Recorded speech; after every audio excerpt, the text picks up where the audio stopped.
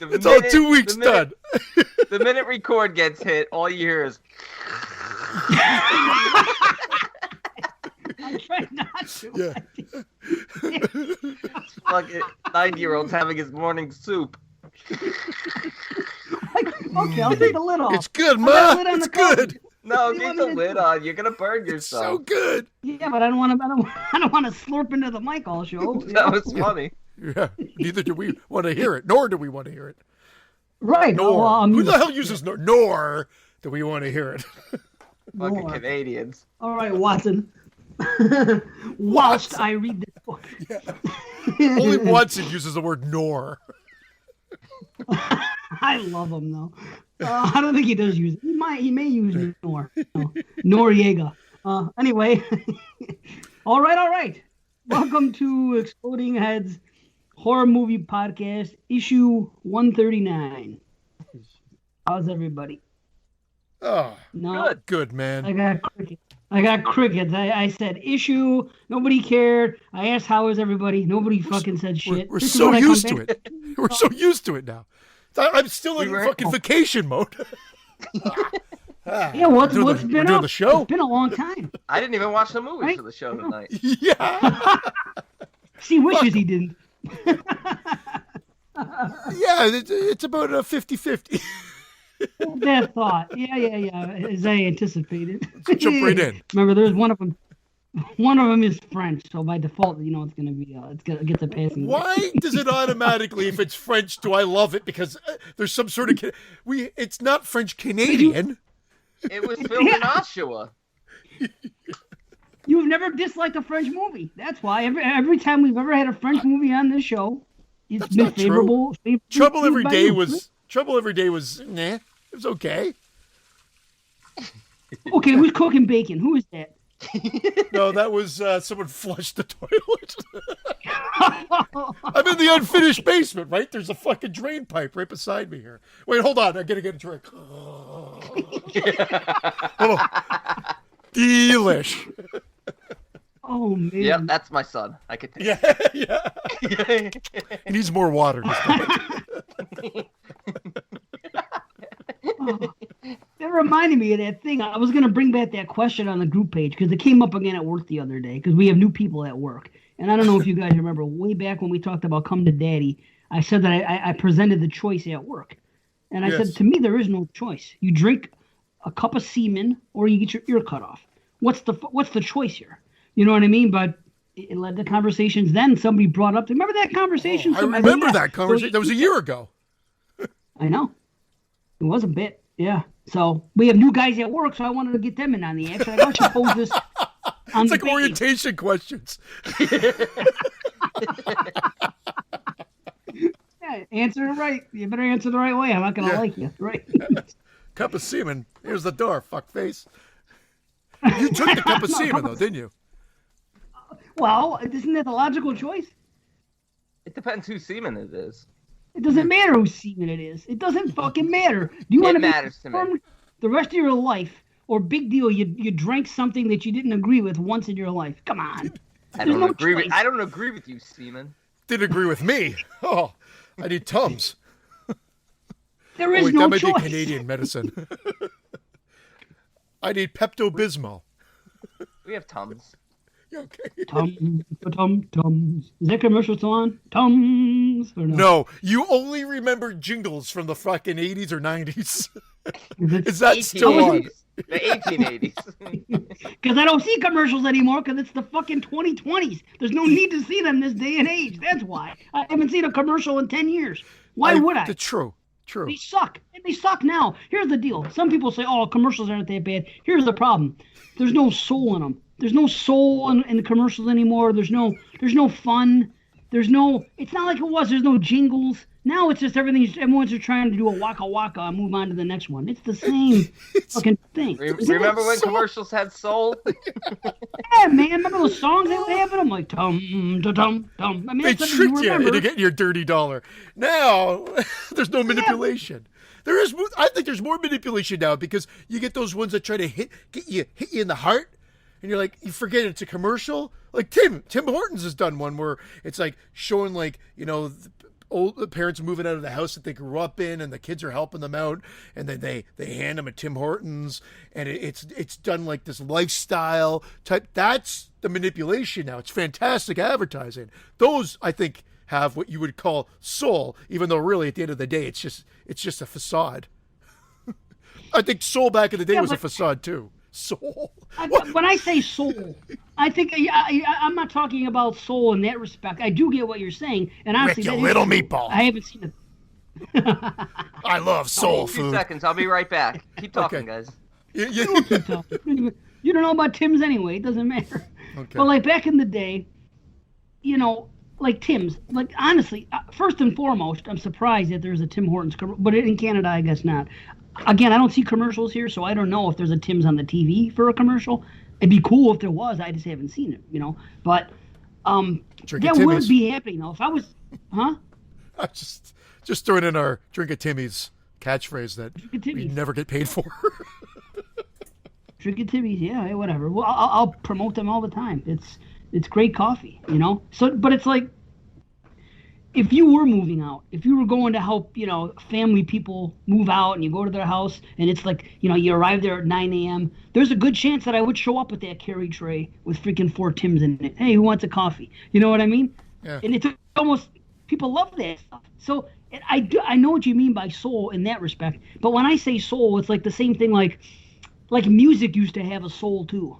And now, I'm not talking about the subject matter. Like, you're talking about the subject matter of the Tim's commercial having soul.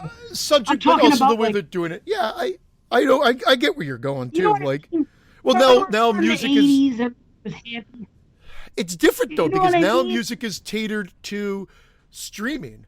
So you've got to get your chorus out at the beginning, because there's this whole metric. Like, if you get them listening for 30 seconds.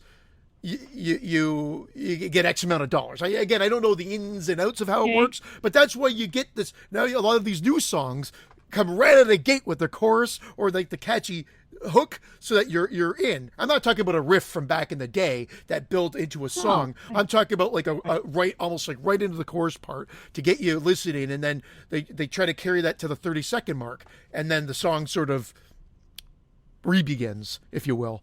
And that's just the way they construct music now. So I think that plays into what you're saying, that because of the way that they arrange music to gain listenership from a streaming standpoint, I think it will suck soul out of music writing and songs to a degree. Okay. What did I come back to? Okay. This is a better comparison, so you get my drift. He's talking about conducting music here. Fucking You're the conductor. Fucking Johann Brahms here. He's gonna be the star of. I'm using Junior of Brahms 3, the boy, Brahms 3 here. Brahms 3, the Luch. No, but okay, this is a better. Maybe you'll catch my drift more about the soul thing if I put this into modern music. Back in the day, people knew what albums were. They would listen to albums beginning to end. Now it's just all about the single and catch a single and catch a tune. Like I said with my daughter, like she would rather, like if she's into an artist, she would rather just go to like that artist page on whatever, on iTunes, Spotify, or whatever, and just hit like random or something, and whatever comes up. And I try to tell her, that's what I'm saying. There's no soul there either. There's no soul in music because you can't experience something. Like, think about the great albums you listened to growing up. You could sit back and listen to Pac-Man Fever. Think back. Anything. If you listen to that, if you listen to Donkey Kong before Pac-Man Fever, you're doing yourself a disservice. The flow of the album's totally off. Ode to Centipede. You can't open with my mousetrap. Cheese was the bait. You'd be like, what? This album fucking sucks. There's no flow. No soul. It's gotta kick, no flow, no soul. It's gotta kick off with Pac-Man Fever. That's the the opening track. See, okay, I figured it out. See, that's a perfect comparison. You're talking about. That's the perfect comparison. Of a song. Everything he could have said. Pac-Man Fever is the perfect comparison. I'll tell you listen. Is it because the ghosts have souls? What's the matter with you? Where's your soul? Oh, that's great. Wait a minute. Hold on. The comparison is this. Shit. Okay. You're talking about the beginning of a song before having the chorus right off the bat having to come in to hook you, okay? I'm talking about us when we're younger listening to album and how important the opening track to the album was. That's the difference. It's albums. You know what I mean? Yeah. We would think about all those great memories, I'm sure, of sitting down and listening to an album start to finish. I hear songs now that might come up on random, and when that song ends, I take myself back to, like, the album, and I'm not expecting, because I know it's on random, but my mind goes to what song followed next on that album. You know what I mean? That's something that's I'm the same ingrained in way, us. and you're right. Yeah. And my kids, that's not how they are. They're like, this is not the No. next song. It's just whatever comes next on the random mobile. But you're right, because like even AC/DC, I'm not even picking like Back in Black. I love that album. You open with Back in Black, and it's great because that was the album. Bell. Yeah. Well, Hell's Bells. Bells. I'm the same way with this conversation. Like, Oh. I'm really looking forward to what's coming next. Why the fuck was Back in Black? Back in Black, track 3. What the fuck am I Hell's thinking of? opens, shoot to those number. Come on, that big bell. Boom. Yeah, well, that's a good opening That's how too. you Why did I start. think that was a side B? I thought that was the opening. But you're right. You're right. I just totally drew because it is Back. that. But that's a great. See, they couldn't get away with that nowadays. From a single standpoint, people would hear that bell, they'd be like, next track. Because it's not like, I mean, I love it. Trust me, I love it. But they don't make music like that anymore. Now it'd be like, Back in Black, like right out of the gate. And there's a time and a place for that. I like screaming. Was that fucking necessary? fucking just burst my ear. That it was. But the bottom line is there's no soul. There's no soul, just like the video stores and all that shit. Just like you watch that documentary about the last Blockbuster, and they talk about the experience of going to rent things. There's no soul in sitting there and pressing a button and watching a movie on a Friday night at Netflix. There's no experience. That's what I mean. There's no soul. There's no, you know what I mean? You don't have. Yeah, but then they cut to the kids in that memory. video. Again, it's how you're brought up and what you experience. We think there's no soul based on our nostalgia and experience for it. The kids that they swash pan to and got the reaction, go, that was kind of weird. You guys did that? Like, it's alien to them. It's true. I know, and that can't be helped. But the bottom line is they're not going to have those kind of memories. Like, what are they going to look back onto? Sitting in front of Netflix? Having and pressing a everything at button? their fucking fingertips. There's Back in Black! There's no, I was off the fucking charts there. Awesome. oh, man. But commercials, man. That's how it's. I was in the shower this morning, and I thought of a commercial I haven't thought of in a year. I don't know why. I wasn't even in the shower before there was a smart ass remark from B. I got out of the shower. I was drying my hair. And for some reason, I don't know why, but this Did you use thing popped conditioner? into my head. It was this commercial. It was ban and sportswear, ban and dresswear, ban with everything from cotton to cashmere. If you care, you'll bother. Don't wear one without the other. And Jamie, I know for a fact, you know what I'm talking. I wish Jamie lived down the street from me as a kid. Because every time I mention anything about the 70s or the 80s, she knows exactly what the fuck I'm talking. I think Christian and I would feel safer if you and Jamie lived close by in like a locked, gated cell, padded cell. It can be shared. I'm cool with it being a shared cell. But think about it. Who's going to remember singing a jingle 20 years from now about stuff that's out now? What are you going to remember? Those ridiculous yeah, what are those commercials everybody likes? Geico or some shit, I guess. People talk about it sometimes. Yeah, Dave, I can't disagree, and I can't even really argue because I'm the one that comes up with jingles when I'm taking a shit. So, like, I mean, I get you. But, I mean, you move your ass by to the jingles? Sorry. Sometimes it might help. It might help what I'm doing. But I mean, I can't argue against you on this. I agree that you should be in a padded cell. I know you agree because it's true. There's just not there's no soul now like there used to be, and you can just look around and see it. It's just everything's mass produced, everything is instant gratification, and everything is overdone. It's oversaturated would be the word. There's no building up to anything anymore. Like everything that was great once upon a time is not generally great now. speaking. Yeah, I mean, generally speaking, I mean, I think it's great. I think my dad would have loved Netflix or let me rephrase that. He would have loved Plex. He would have loved, because Netflix he would have been a little bit annoyed about because it was dictating what you can get. If it was an open library, like maybe it is. or whatever, well, not really, because they still dictate what's there. You can't just go there right now and say I want Friday the 13th Part 4. You're not going to get it. Well, nobody necessarily. Can do that. Nobody can do that. Well, you can Except if you want to pay Amazon for it. You go to Apple Music, but like Plex, he would have loved to digitize his Hitchcock films and see the album art on his album art on the TV and be able to pick Vertigo or whatever. He would have loved that. I know my dad, and that would have been like next gen. Like I almost wish he just lived another 5 years to be able to see just the beginning aspects of that and experience that from just the start. And he would have been like, I think he would have been like, this is cool. This is cool. He was a cinephile. He was into that too. That's his thing. He loved. And he wasn't. And again, it's not this. There's great. a hang. Did There's. Did he have to register for that? Yeah, he did. He did. He could 500 meters from any movie. He wasn't allowed to. He had to go door to door. Hi. Should have seen. We had to go to the drive-in and watch it from someone's house rooftop. You have to go to every Blockbuster and be like, "Hi, I'm a cinephile. I'll be in the neighborhood." You said every black person? Blockbuster. No, Blockbuster. Oh, Blockbuster. I thought you said you go to every black person and tell them. Blockbuster is when you try to sit down and watch a movie, but you can't hear it. So much talking. Sorry. Waka.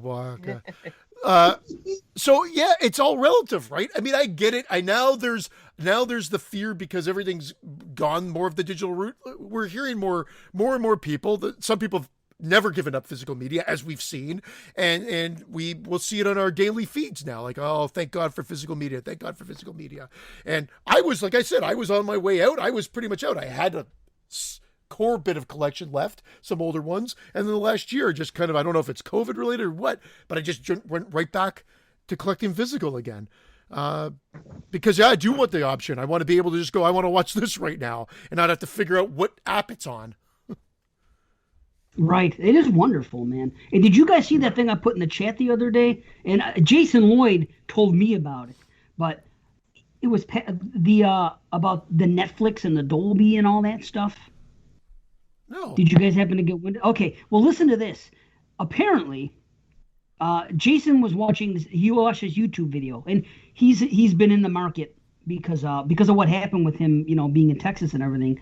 He has to get some new things. He lost some things in his house. He got some insurance money. He's going to buy a new TV and new surround sound system and stuff like that. So he takes that stuff very seriously, and he was doing research on, what to buy and everything else and, doing comparisons. And he said he watched his YouTube video and it compared Dolby Vision streaming versus Blu-ray for quality. And apparently Dolby Vision is actually better now, picture-wise, than Blu-ray. And you know who uses Dolby Vision? Netflix and Disney Plus. The catch is this. Yeah, okay. The catch is this. Blu-ray is better sound. Okay. Well, still, something has come along. That's the point is, something has come along streaming-wise that actually looks better than physical. And we didn't think that was going to happen, and it's happened. I think we even talked about it last show about how great movies look on Netflix all the time. I remember the first time I noticed it was that one a couple years ago when they were on the island. What was that one it's a great movie. It was in the top. The Apostle? Man. The Apostle. How great it looked. And then we were talking about Block Island Sound. Yeah. No, they're island movies. All the island movies look good on Netflix. Gilligan's Island, the show, looks pristine. Gilligan, you could see every pore. Fantasy. Netflix and Prime have been doing that for a while now. Like you could get the 4K version of it, and that's why I said there are options out there. I didn't realize the sound aspect or whatnot, but I mean the sound is pretty damn good, and I'm sure if you got a nice surround sound or sound bar, it'd be fantastic. What's the matter on that side there? What? I don't know you what can't you're hear your sound. You're talking about the sound being good or poor, and I'm just like, what? I know. I just wasn't going to go with the joke. Look at his face. That's the face. That's the face I miss. The face of absolute Yeah, what do you think? disappointment. How about that? What do What I do you think of what? About that I, whole Netflix and Disney that looks better than Blu-ray? What do you think's going to happen here? You were the first not the first collector, but when I got out of collecting, that's I for the short time you am were balls deep into it. I am the first collector. Let me collect you. I honestly I leave it up to others to tell me what looks good, what sounds good, but I don't get as crazy with this as other people do. I can't even follow it.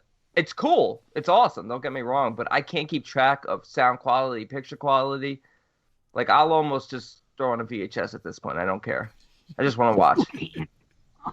You can't do that. You can't say that here. VHS? No, I mean, there's no question. There's no stopping it. It's going digital. Everything's going digital, and there's still going to be physical media because of the people we've been talking about. How long it's going to go? I really don't think that after 4K you're going to see anything go into a physical realm anymore. I could be totally wrong on this, but I believe 4K will be the last physical media from a viewing standpoint. You'll get 8K streaming and everything else in a few years, but I think 4K will be the last physical media, which is amazing. Look how great it looks. I mean, I'm happy for the to most see part. it, Yeah. When do we get Videodrome? Yeah. Soon. And what do you mean? The experience of video? The actual.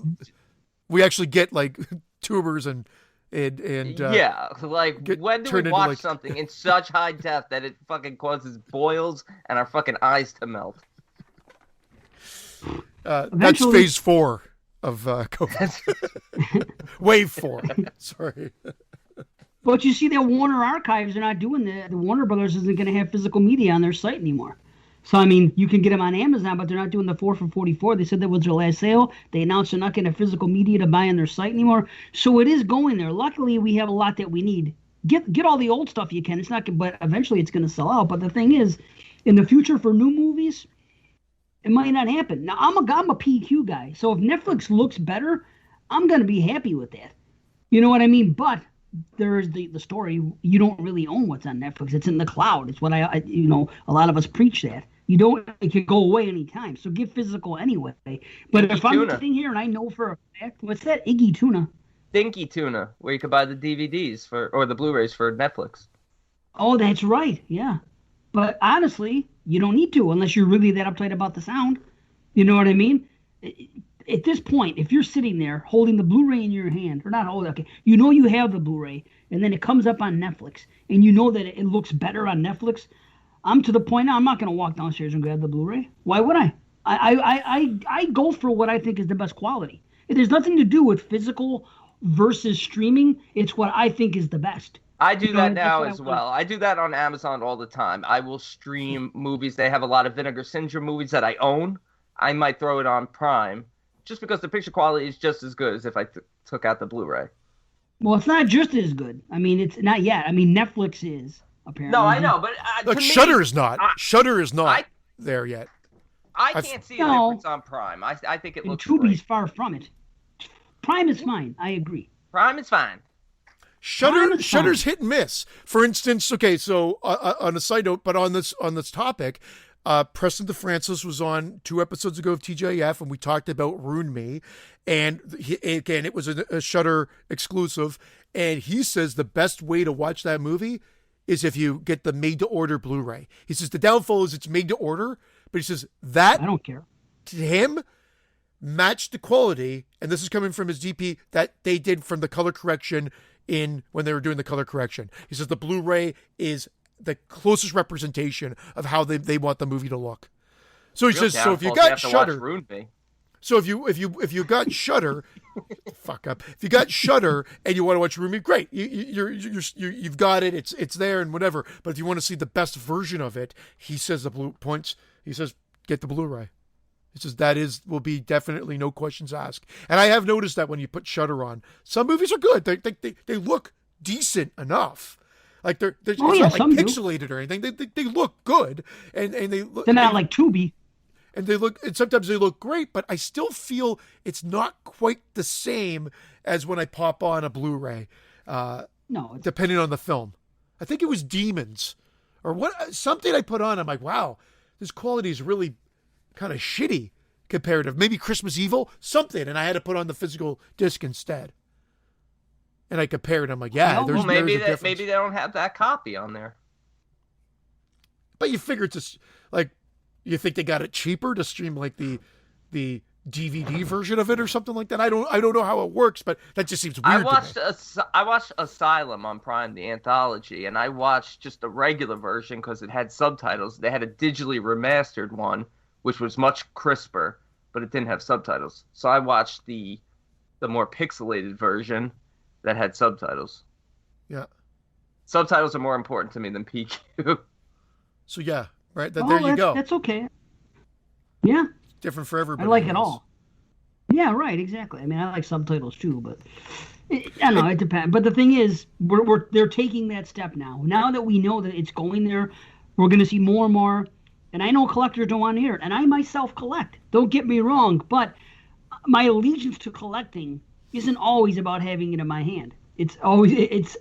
I do enjoy that, and I like displaying them and everything else. And I'm just as uptight as anybody. They're alphabetical, and I do have my. But the thing is, if I know it's going to look and sound better somewhere else, it doesn't make sense for me to deprive myself. It's like the stuff you're saying to the VHS people.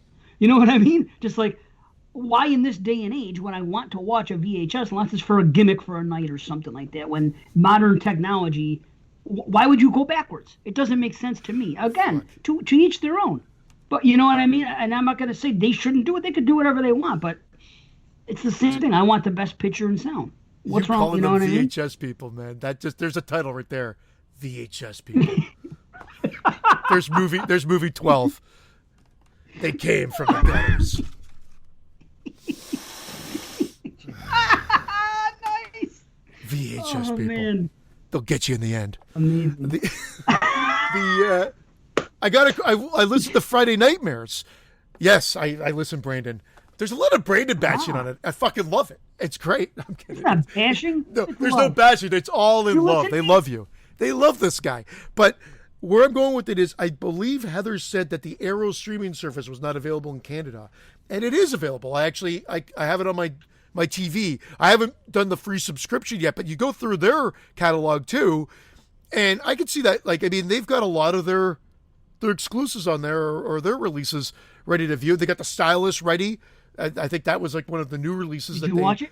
No, because I haven't signed up for their free service yet. I would like to try it out, but it is available, and I don't know, because I haven't hit that subscribe button. I don't know what their monthly fee is. I think it's like $5 or $6 a month, or you could do like the annual membership, like Shudder, which is like 80 Canadian. All I know wasn't in euro. Well, that was like, I just say it's another option, and once again, there's so many goddamn options. But yes, you're right, Dave, when you say that you don't own it when it's on one of these services and it can be taken away at any time. But there is the discrepancy. There is also the digital copies that you do keep. And a lot of companies have been upgrading them for free. Not all the time, but you may have gotten a 1080p version, and then they've upped them to 4K. Like, I think that happened to me with The Shining. I had the 1080p version, digital copy. They upgraded it to 4K, as well as 2001, I believe, and the Star Wars New Hope. That would probably piss physical collectors off, because they always have to double dip. Right. So now you're not getting all the special features with those digital copies. So there's the trade-off. The digital copy is movie only, but then that I think you do keep forever. Now, I'm not saying everybody's going to automatically upgrade, because there will be studios losing money, so they'll try to make you double dip as well. But again, not all digital, like the digital copies that come with the physical, don't give you the special features. I believe when you buy it from Apple TV or Apple, you do get the special features. Like if you bought Hereditary, you get the special features pack that comes on the DVD. But they don't have their 4K selection is still very low. You get Charlie's head. Yeah. You get her fucking head. Yeah.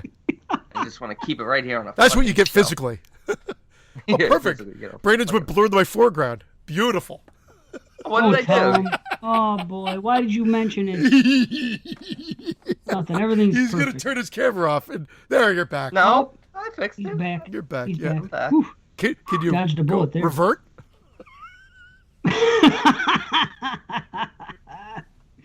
You fucking skunk bastard. I You. So what's I been am. up, B? What have you been doing for a couple weeks? Anything Not a good? damn thing. I've been watching a lot of anthologies because I'm going to be doing a show, speaking of which, with Scott and Heather, where we're doing our top five anthology segments. And honestly, like, if you said just do it now, okay, I wouldn't have to watch any anthology, and I could just I could do 5 from fucking Creepshow alone, like, let alone watch anything older. But I really wanted to just, like, dive in and rewatch all these old anthologies and ones I haven't seen before. Fuck, man, there's some really good ones out there. It would take me a year to prep for that show because Dude, of how much I'm literally I've watched about 15 anthologies in the last week alone. I'm probably gonna get another 10 or 15 more in. That's awesome. I'm just watching as shit. many as I can. Some really good ones out there too, that I hadn't seen before. Then there's some other ones that aren't very good, but they have one standout one. Yeah. And you got to search for those ones or talk to if you don't know about them. There are some out there, you know. I'm trying to watch as many as I can, but I'll obviously I'll miss out on some, but Can't believe they had Dave on We'll before just- you. Well, he's on in spirit every show. It doesn't matter. He could be on every show full time. He just doesn't present this. All he has to do is ask. He just doesn't. can I come on? When you start a know? new show, Dave, Sure. you should just record the last new show you're on for your introduction of, like, tell us a little bit about yourself. And then you just go, hold on 1 second, and just have your iPhone and go, boop. And just sit back and let it play. It's true. Or Don't just worry, say, I'm or not just trying say to- next question. Just say next question. They already Yeah. know. They Just know. reference the show. Well, we are getting bigger. Howard Stern. Didn't you say Howard Stern stole one of our things? And I got a couple other okay. things? Listen, take this with a grain of salt, everybody. We are Patreon exclusive. We know who our patrons are. So honestly, a lot of times there's no way they could have heard these shows. But in the time frame, we spoke about Tom's Diner with the do do do do do do do. A month later, 3 to 4 weeks later, they started talking about Tom's Diner on Howard Stern out of the fucking blue. Like, where the hell would that come from? We talked about Anywho. Now, I don't know when that came up on the show, but last week, Monday, Howard Stern goes, well, Anywho. He's like, not too sure about that. Anywho. Now, they didn't go on a big thing about it, but I just thought that was hilarious that was brought up. And there was one more, which I cannot remember for the life of me right now, but there's one more example. Now, I get it. Trust me, it's just holy fucking coincidence. Like, in this last year, because I only joined Sirius again in August or September. So it's just Is that when been you got since then. serious about it? Yeah. I got XM. You fuck. I think we have a mole. I think we have a mole amongst Yeah. us. I think somebody is leaking information. They Moly, found out how moly, good moly. this show is. I'm telling you, they have found out how good this show is. They listen and they're passing it on to other people, and we are breaking out of the mainstream. There is proof there. Stern, check I out have. this. No one listens to the show over here. Say Anywho and then comment on it. There's the gimmick. I'm telling you. Here you go. Take this shit and run with it. It's funny. Look it. I'm gonna play you one right now. I got a couple. The Arn Anderson Show. If you don't know who Arn Anderson is, well, he's a wrestler. He's retired now. Anyway, one of the Four Horsemen.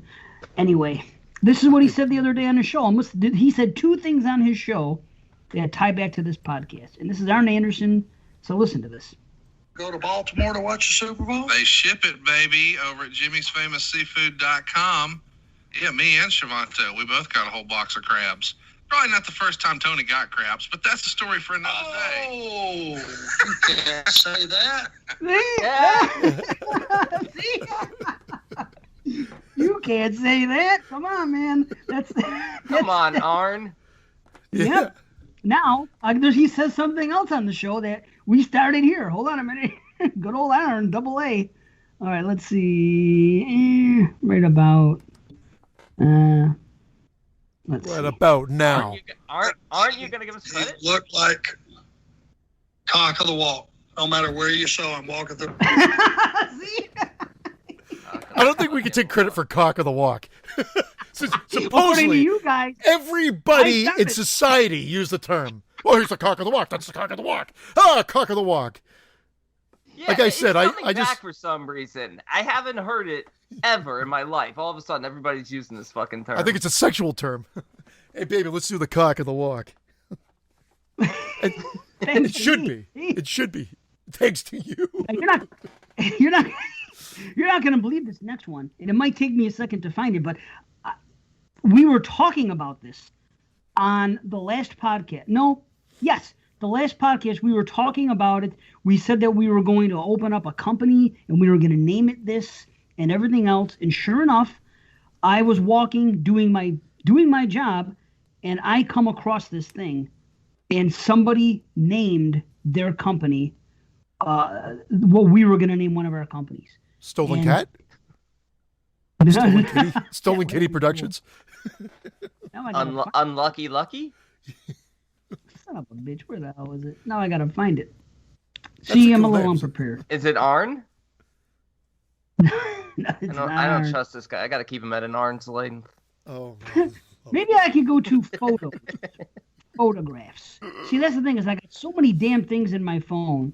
That, You look You're for very that. you're very well prepared though.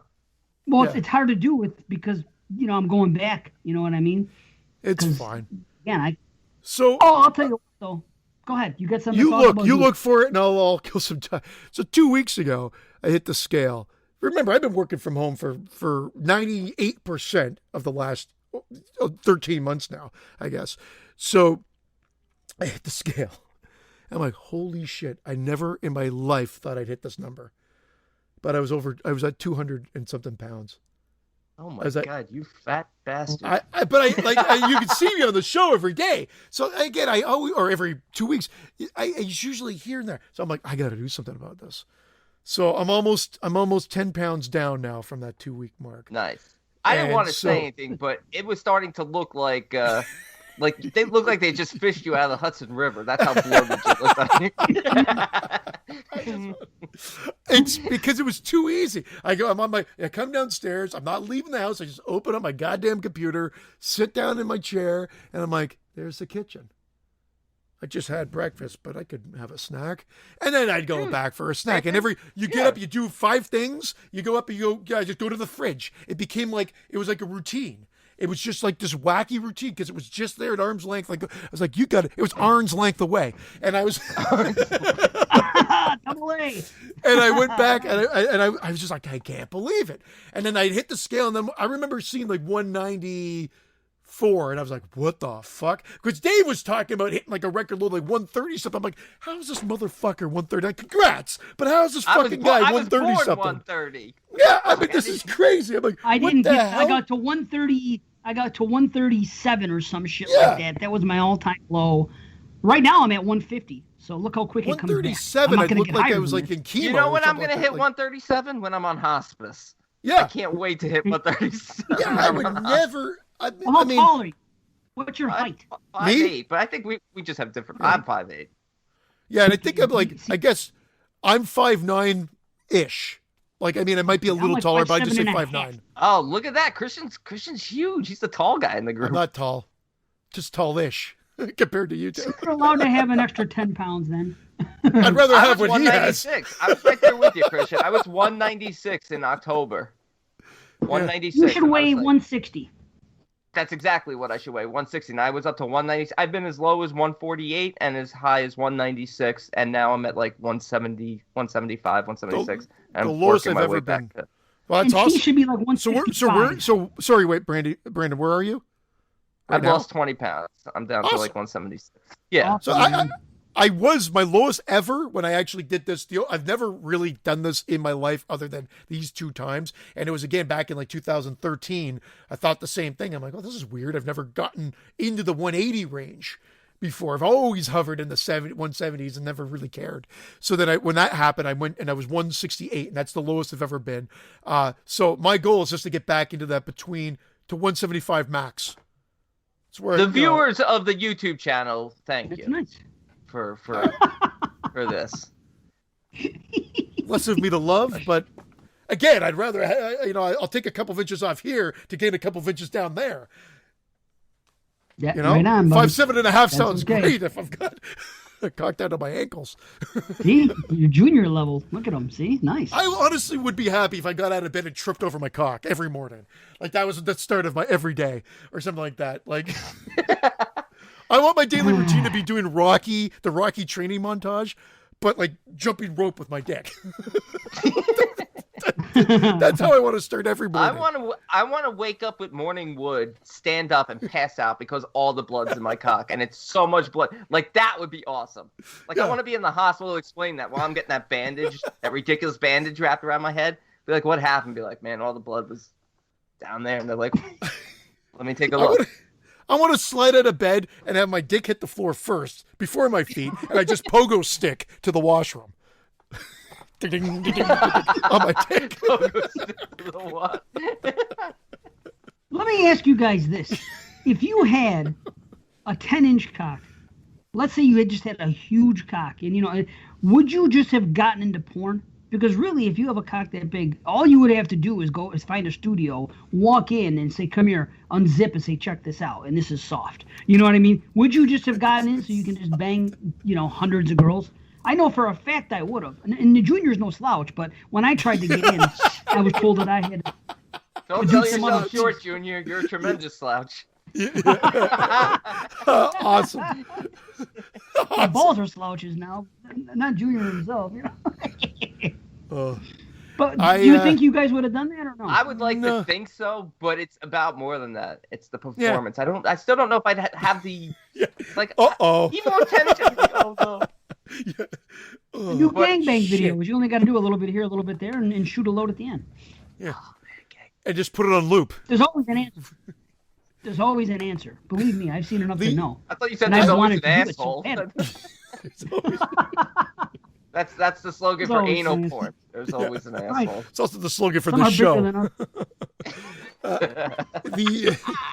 I don't know. I honestly don't think I would. I don't think I would. No? I don't know. I have too much respect for Canadian women. If I say it's not that, that sounds even worse. So I'll watch my wording here. But no, I just don't think there's more to it. No, just it's not that.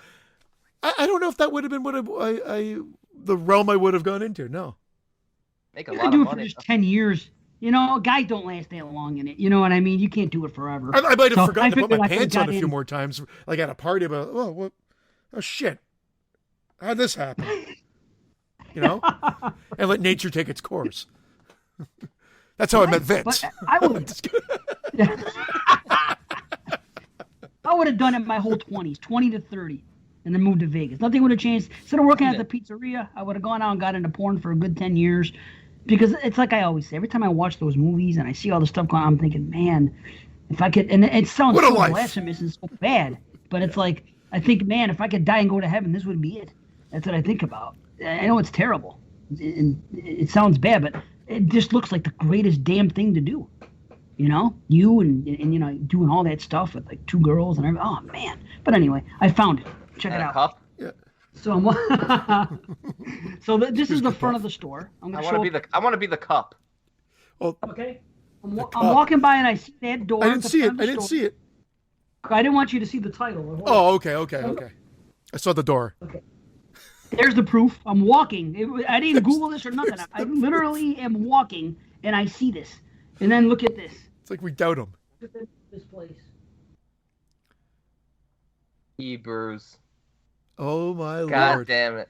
That is hilarious. And it's a coffee shop. How about that? There's no way. That's awesome. Yeah. I know. I couldn't believe it. I'm like, I'm listening to the show. I took a picture when I saw it. It was like 3 weeks ago. And I'm like, you got to be kidding. I was going to post that on a page and I forgot. And then yesterday, I always do this the day before to catch up. I'm listening to our last show and we brought up the Hebrews thing. And I was like, holy shit, those pictures. Yeah. Can you believe that? Let's get them out of business. We'll just play the pronoun game and say that. Not acceptable. Cancel culture at its finest. Sorry, they bruise. Hey, Bruiser. Babe Ruth. Yeah, freaking Hebrew coffee shop called Hebrews. They bruise or you bruise? She bruise. And we just walk up to the front door. Amazing. This is a I material gotta here. talk I'm not getting about nothing. It's all right. I know. Days of Our Lives. Jamie was correct. It was not Days of Our Lives. It was actually The Young and the Restless. Thank God, because when you played that, I wanted to go like, I was like, am I not hearing the right fucking tune here? Because this sounds nothing like the music. My mistake. From the... Okay, hold on. I'm going to play it again. Hold on. Play it again, Sam. Listen now.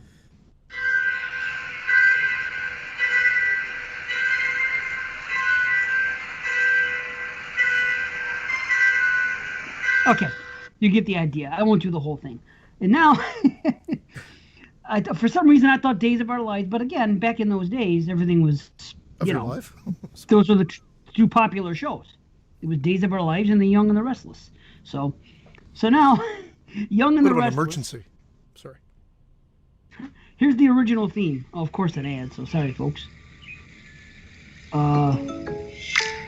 Steak Farm is there. There's a modern jingle. I only know that one because of football, though. Turn today's dreams. Okay.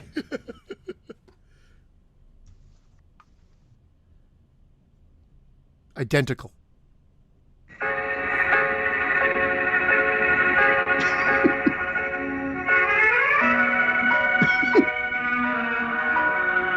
Again, it's faster here. Yeah. This is why Brandon's earlier comment of you and Jamie sharing a cell together. A what? T-shirt? Something. You and Jamie sharing a cell together stands. That is maybe 1/10 closer. Am I wrong? it's the same I'm not thing. hearing It's anything sped up. similar. The first note you hear.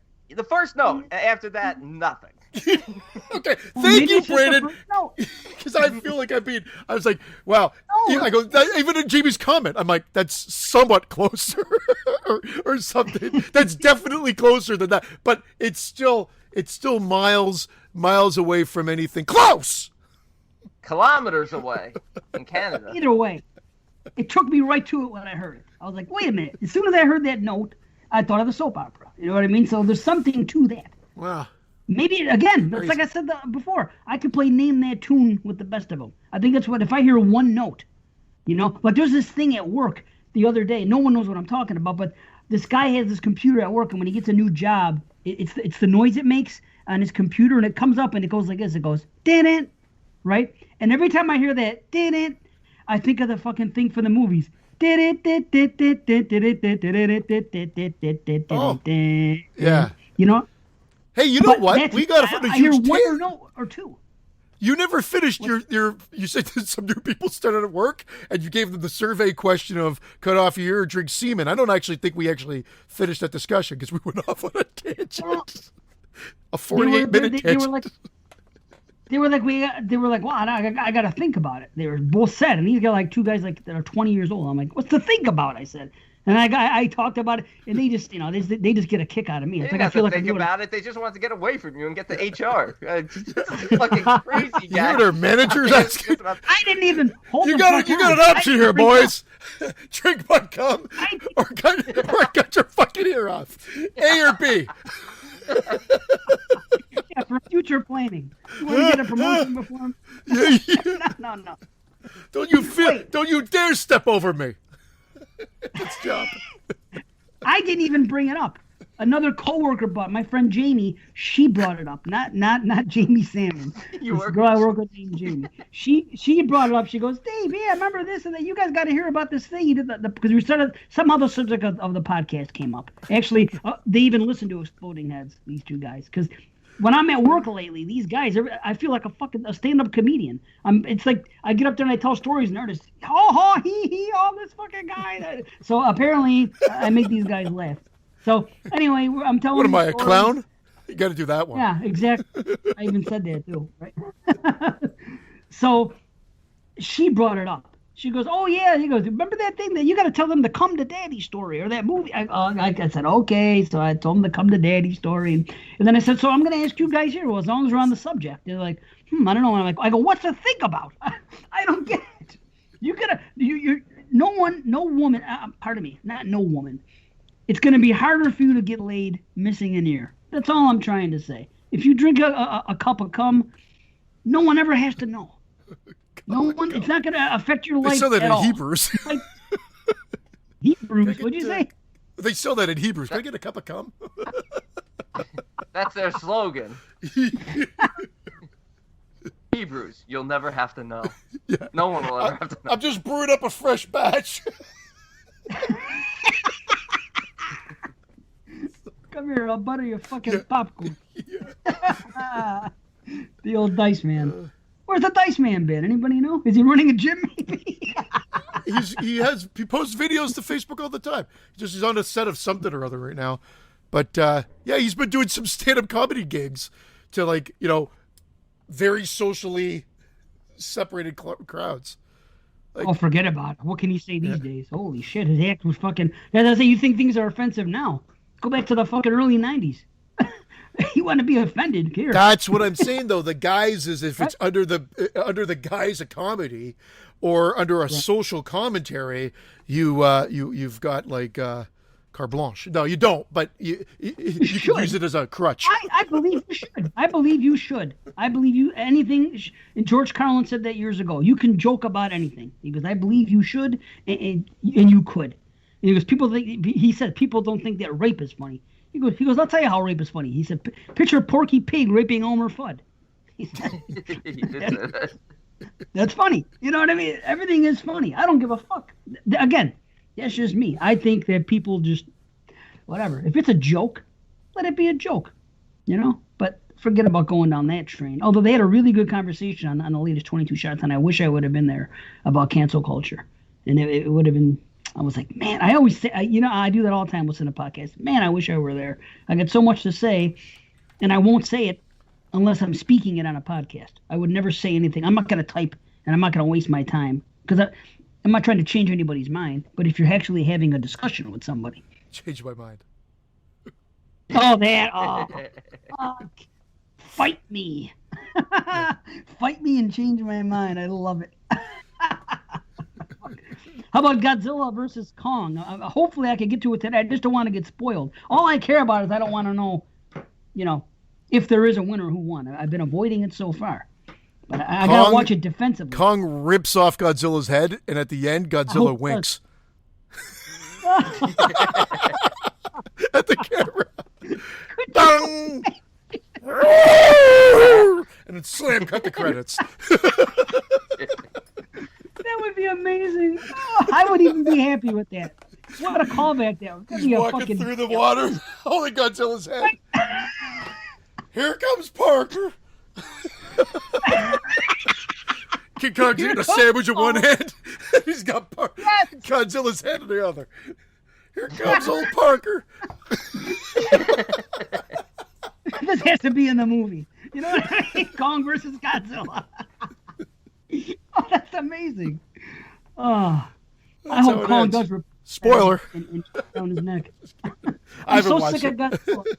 I'm so sick of Godzilla. I might even throw this fucking magazine out. I don't know. No, you barbecue it. You put it on the barbecue and you burn it. And then we got Exploding Fangoria as another episode. I would never hurt my Fangorias. Just that Godzilla one, just because of the current climate. The current climate of Godzilla everywhere I look. Oh shit! So you guys haven't seen it yet? It's on HBO Max, so you don't have to go to the movies to see it. Not that my daughter has no interest in it, so I'm not gonna go. If it's something what we could all watch, maybe we would go to the movies. That's just it now. The movie theaters here are open only on weekends. But there legit has not been a movie out that I want to go to the movies to see. There just hasn't. I'm not going to force myself to go just because the movie theaters are open. I'm not saying it's wrong to do that. Do what you want. But that's just not for me, They still haven't opened in our neck of the woods. There's been some theaters that are open. Like there's one, I think, in Hamilton, more South Hamilton, or I believe on the mountain that might be open. I think Heather posted about it, but not the ones close to us yet. And again, like this would have been maybe the first possible one I would have checked out. So, but what was on HBO Max, you don't have to pay a premium. If you have HBO Max, you get it. Yeah. So then what was supposed to happen is all that stuff was supposed to come to the Canadian version, which is Crave. And so, like, for instance, the 4-hour cut of Justice League came out. Crave, no problem. But you still have to pay a premium. You had to pay like your $30 premium to see Godzilla versus Kong. I'm like, well, that's crazy. What? Yeah. They're raping Fucking You weren't, crazy. you weren't Wow. craving it that much, were you? No. That's why they call it crave, right? They're exploiting your cravings. You're craving this, huh? Well, $30, motherfucker. Here comes old Parker. I gotta wait to hear more reviews of Kong versus Godzilla. I will watch it at some point, heard but great things. yeah, but that's the thing. Like everyone, like the minute everyone's done watching it, like masterpiece, 10 out of. It's not a fucking 10 out of 10. I could tell watching the trailer it's not a fucking 10 out of 10. But everybody's like, I have one buddy who watched it. He's like, it was good. It was good. The fight scenes were good. The rest of it was pretty fucking boring, like every other Godzilla movie. I'm like, okay. I haven't watched the last one still. I own the one that was directed by what's his name? Doherty. Yeah. I own the damn Blu-ray. It's right here. I still haven't. Oh, checked that the- one I haven't seen either. I was thinking of talking about 2014. Yeah. 2014, I actually saw twice in the theater. And you're right. The Godzilla stuff was great, but Yeah. like, the second half is anytime there's people in it, you're just kind of like, eh. Yeah. King of What's the Monsters fucking was a little messy. I want to rewatch it because I love Trick or Treat and Krampus so much that I've said I must have missed something the first. Maybe I was just in the wrong state of mind. I got to give it another try because it is a Godzilla movie. Check your brain at the door and sit and enjoy. And that's the thing. Like from an entertainment standpoint, probably 10 out of 10. But like, really, you're right. Like, come on, it's one of those movies you're gonna love or you're gonna hate, or your buddy. I love that expression. Check your brain at the door. I picture like I want to see that in a skit. I want to see somebody. That should be There it. you go. That should be a skit. Like Yeah. check your brain. Everyone will get like, Organ drooling donor. on themselves. I'm just Organ. checking my brain at the door. See another And one. he walks into a I'll movie. tell you. When we do this movie, we're just gonna have to sit back and listen to all these podcasts and then write shit down. Because I remember writing it down when I'm telling doing you. this, and if I do listen back, I'm at work, so I can't be writing it down. But we have all these ideas. Amazon every Women show. on the Moon, Kentucky Fried Movie, the horror version of that. Right. That's what we should do. Yeah. A horror comedy version of that. Because really, you could throw every stupid idea that we've had or good idea that we've had from movie 1 to 10. It just is a stew of Yes. ideas and movies. The And- Alabama baked movie instead of Kentucky Fried. The New York baked movie. How about that? Since we got legal weed in New York. Woo! Sorry, you broke up and then I got it. The yellow. No. You mind pulling back? You look 196 when you get really close to the camera. You're hurting my soul. Oh, good God, poor guy. Yeah, So the music other might not have day- any soul, but I've got a soul, Brandon. Guys, Godzilla's here. Oh wait, no, it's Christian. We got an interview with Godzilla. You're killing me. Shit. He's killing me. So, April Fool's Day was yesterday. Anybody do any jokes? I got a joke played on me because I totally forgot that it was April Fool's Day. Uh-oh, what happened? I go across the street to my buddy's house, and he's got 3 daughters. So I go in, and the youngest daughter, she's 4. She comes up to me. She's like, Brandon, you got to try one of these new Oreo thin mint cookies. She hands me a thin Oreo. They make them. They're thin, and it looks like it has mint on the inside. It looks melted, though. I'm like, this looks gross, but I'll eat it because she's adorable. So I eat it. They had opened it up and put toothpaste in there. It was the most disgusting fucking thing ever. It was so nasty. That's making me almost want to vomit right now. Dude, I was so nauseous. But And they they got me baked good. I hash told into you the guys. cookie part. What's that? They baked hash into the cookie part. Yeah. I I love woke up in Debo's pigeon coop. That doesn't That's make me funny. nauseous at all. That's just fucking funny. You know what makes me nauseous? The idea of scrambled eggs that are wet.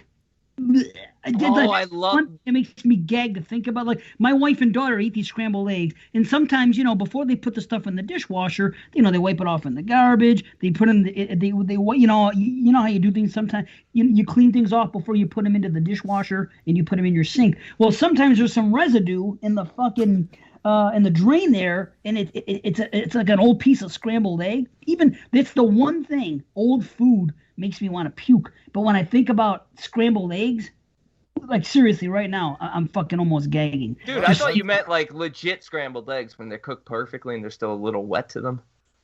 No, I mean water on them from being. I do that all the time because I cook eggs, and I know what you're talking about. The little bit, I like to put 2 fingers in there and just kind of.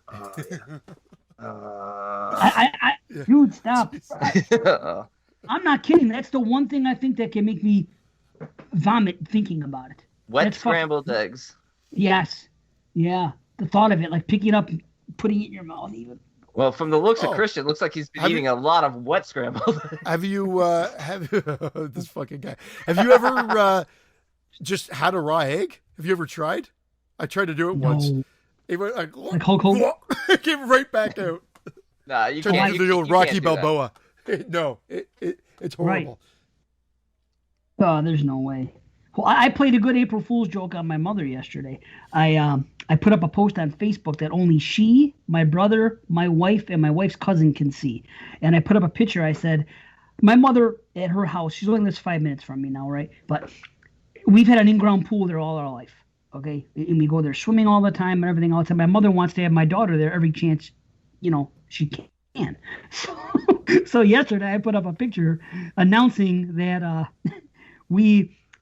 at our house that we didn't think we could do it, but we found a way with only a small down payment and monthly fees with low interest for the next couple of years. We were actually able to put a pool in our house, and I kept it above ground because my mother knows there's no way I can afford a fucking in-ground pool. So I put the pictures on the thing like a before and after the construction just to get a reaction out of her. And it worked, but not as good as I hoped it would. So that was my April Fool's. That's cruel. Yeah. It's like, oh God, I'm not gonna get to see my granddaughter. No need to go to Ma. She just said, "Don't you like your mom's pool?" She said. I was like, "Aw." And I texted her. Not anymore. That's hilarious. She didn't think it was funny? Eventually, yeah, she did. She actually said she thought that maybe it was a possibility that it was a joke anyway. So it didn't get over because I got them all real good when I got married. When my wife and I got married, 9 years ago, we went by ourselves Friday, January 13th. It was just the two of us. We got registered, and it was just the two of us and the justice of the peace. We kept it quiet. We just did it for ourselves, and we did it, and we didn't tell anybody. And then. So that was January. So February, March, April, 3 months later on April Fool's Day, I made the announcement that my wife and I got married. Right? And I knew this would happen. Everybody thought that it was an April Fool's joke. When in fact it was true. And the joke was that I waited until that day to tell everybody. So that's when I told my whole family I got married. It's always a joke to you. Everything's a joke. But I was listening to the radio yesterday. I was on the way into work, and I wish I would have had the time to do this because I was listening to the morning show from the local guys here, and they go, "Hey, anybody, it's April Fool's Day. If you've ever been a victim of a prank, text us or call us and tell us what it is." And it was like literally 2 minutes before I pulled into work. I wanted so badly to pull over and call them and tell them that fucking to pick out the thing that happened to the guy in Slaughter High and the guy that happened in April Fool's Day, and to say that it happened to me or Terror Train and see if anybody caught on. Could you imagine calling up? Well, one time, you know what I mean, and tell the stories of what happened to me. That would have been. I'm not a big April Fool's person. I'm not going to say I've never done a joke before. I have, but it's just. Everybody's like, it just assumes I'd be so much into it, but I'm not at all. It's like it takes I love so it. much effort. I don't love what they do. No, well, it doesn't have to take that much effort. Look what I did. Piece of cake. You know what I mean? I don't like it like when companies do it online now, like social media. They'll put things up You know what I mean? Which are like they go, oh, Star Wars. George Lucas is coming back to helm the next Star Wars movie or shit like that. That gets passed around. Oh, April Fools. Carrie Fisher to reprise her role as Skeleton. Aww. Too soon? Aww. Carry no, on. we can joke about everything. You're right. Who am I kidding? Why should I get fucking? Christian's still not over it. He's like, I just said it 10 minutes ago. Because I know that would piss everybody off. Like, fuck you, man. You can't. Carrie Fisher would laugh at that. Yeah, she would. There you go. Yeah, why not? Yeah. Joke about anything. You're right. Yeah. You're right. Then I raped her. Now that's funnier. Somehow rape is funnier than death. What can I say? Wow. All right, that might have gone too far. Yeah, that is far, but funny. What are we planning on doing here? Are we doing a drawing? You want to do a movie first, then a drawing? What's happening? Let's do a movie, and then we'll putz around in between. Putz around. Yeah. That's how we roll here. Man bites fucking dog. Yes.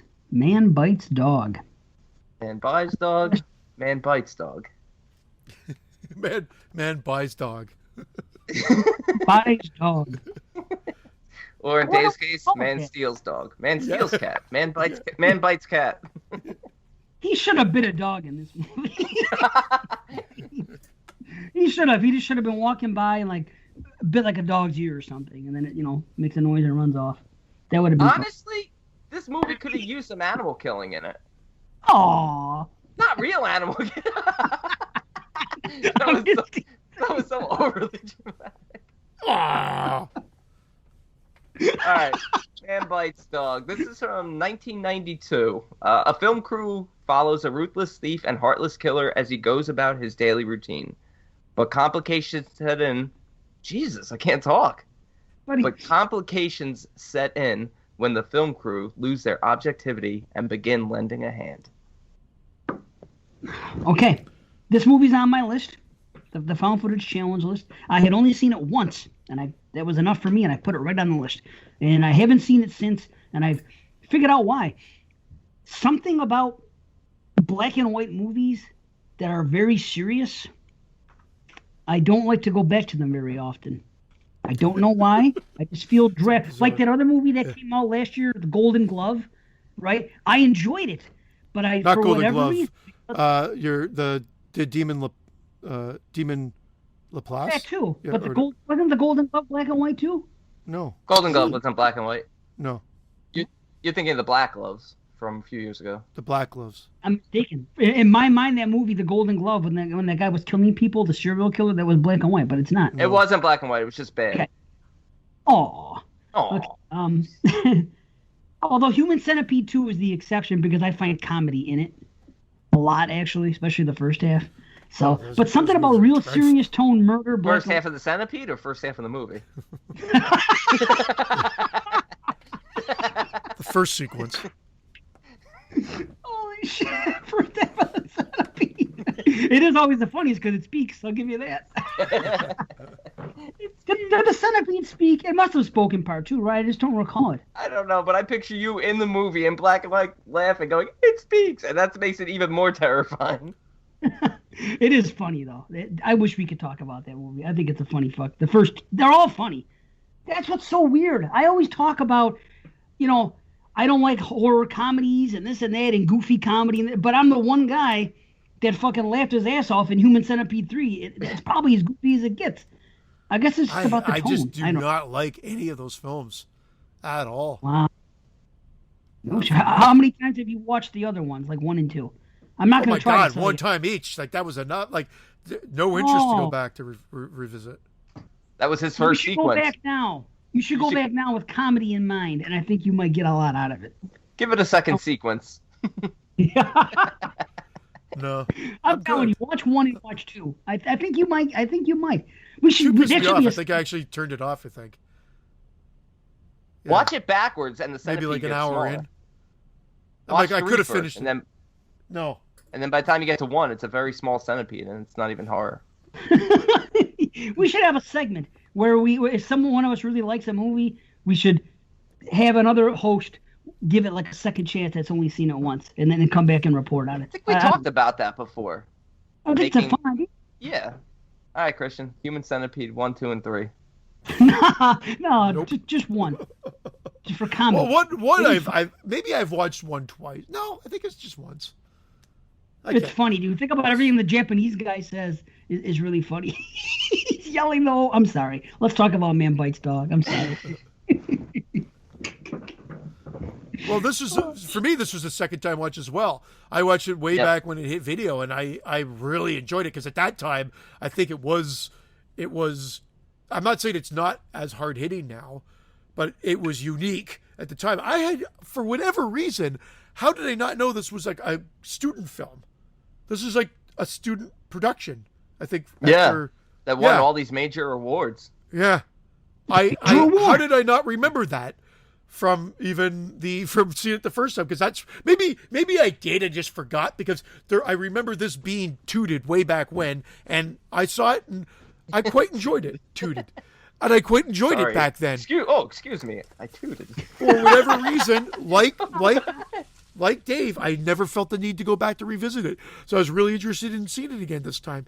And for the most part, I enjoyed it again. I mean, it's good. I watched a review after that said that there was progression in the movie, and there is.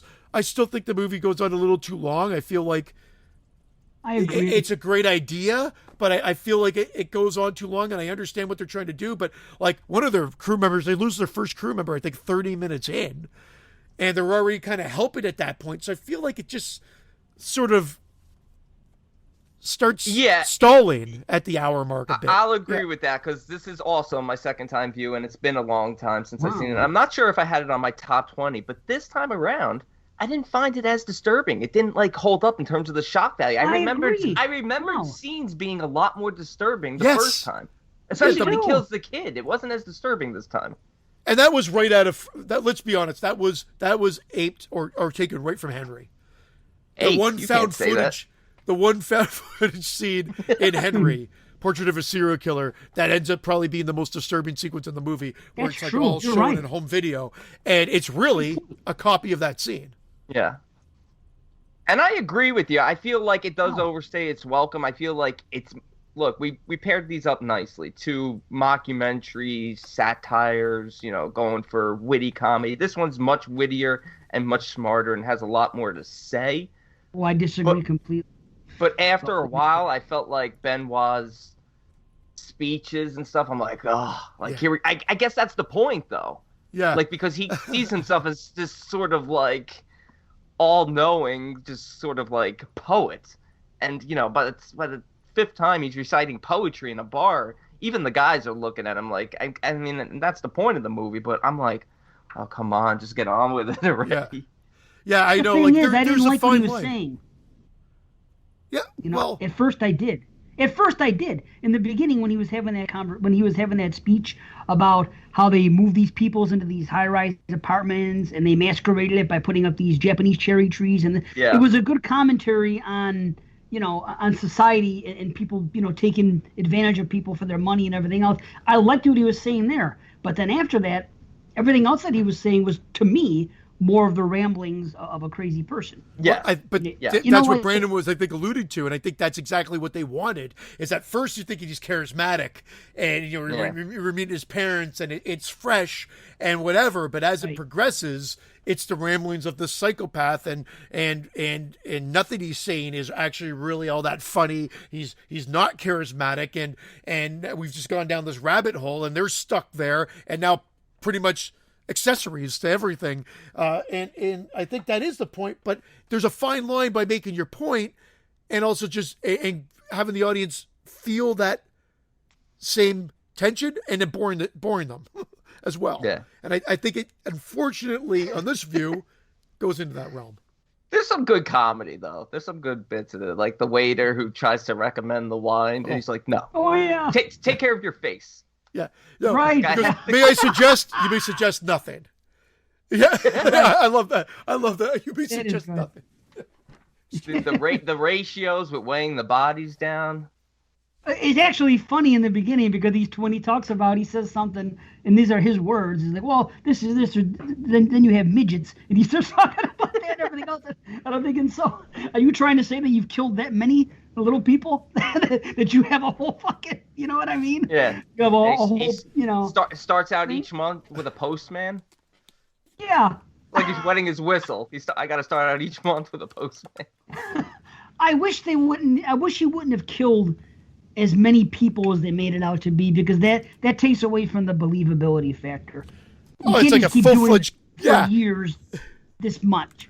You know what I mean? If it's like a spree and it happens and this goes on for 30 days and then at the end he dies or he gets killed or he kills some, it makes sense. But to say that this guy has been doing this for some time and dumping bodies in the same place and just getting away with it, this movie it's too grounded in reality. I But think. he's It's spewing trying so to- much garbage that he might be lying to them at the same But time. we He's see always them- trying.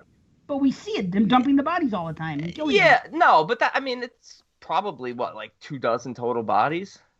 Well, we see it later, right? Because the Safe to water say. is the water Yeah, is you see Yeah. has dissipated or It just or so whatnot. happened. Yeah, Right. it's I don't know how long it's been going on for, but I mean the killings are pretty random, and I like the way he saves the bullet when he kills the old lady. Just screams at her.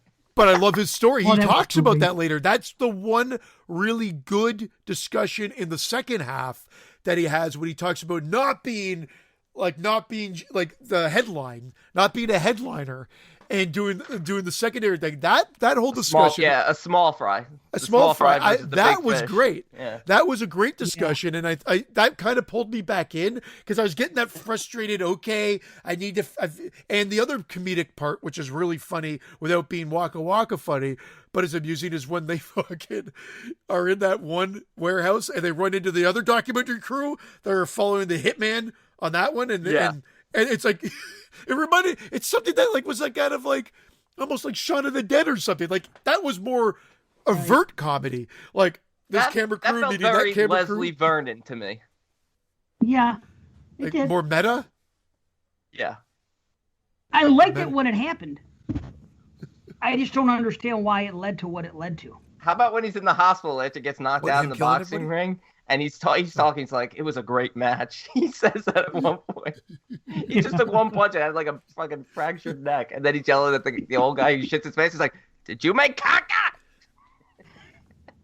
Like all the stuff from back in the day where it was like the old woman, he just scares her, she has a heart attack, the killing of the family. It did resonate way more back in like 93 or whenever it hit video. And I would have seen it. I don't know what time, for 93, 94, whatever it would have been. But like, I agree. Something was lost.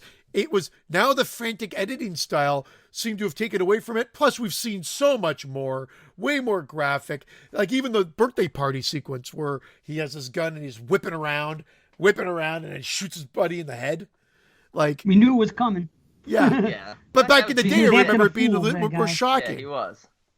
So, What was shocking for me the first time, which wasn't as shocking the second time, was the rape thing. Because Yeah. I remember being disgusted. Anytime someone joins in on something like that for no reason, like seeing a guy that we know is a son of a bitch do rape isn't offensive to me. But when all of a sudden the people around him, like the crew here, they take part in it, it just makes me. The first time I saw it, it just gave me that feeling like, oh, this is fucking Yeah. terrible. These are This terrible time people. I was disgusted that I couldn't get rid of my erection. you knew that was coming. But it's true. It's just a downward spiral. So you have no one to root for. You don't care about the crew getting killed or anything now because they've been accessories. They partake, and it They just partake very quickly. There's sort of like it was more wanna than a make fly's money on ass. the It's like future. we're stranded on this island. They go crazy.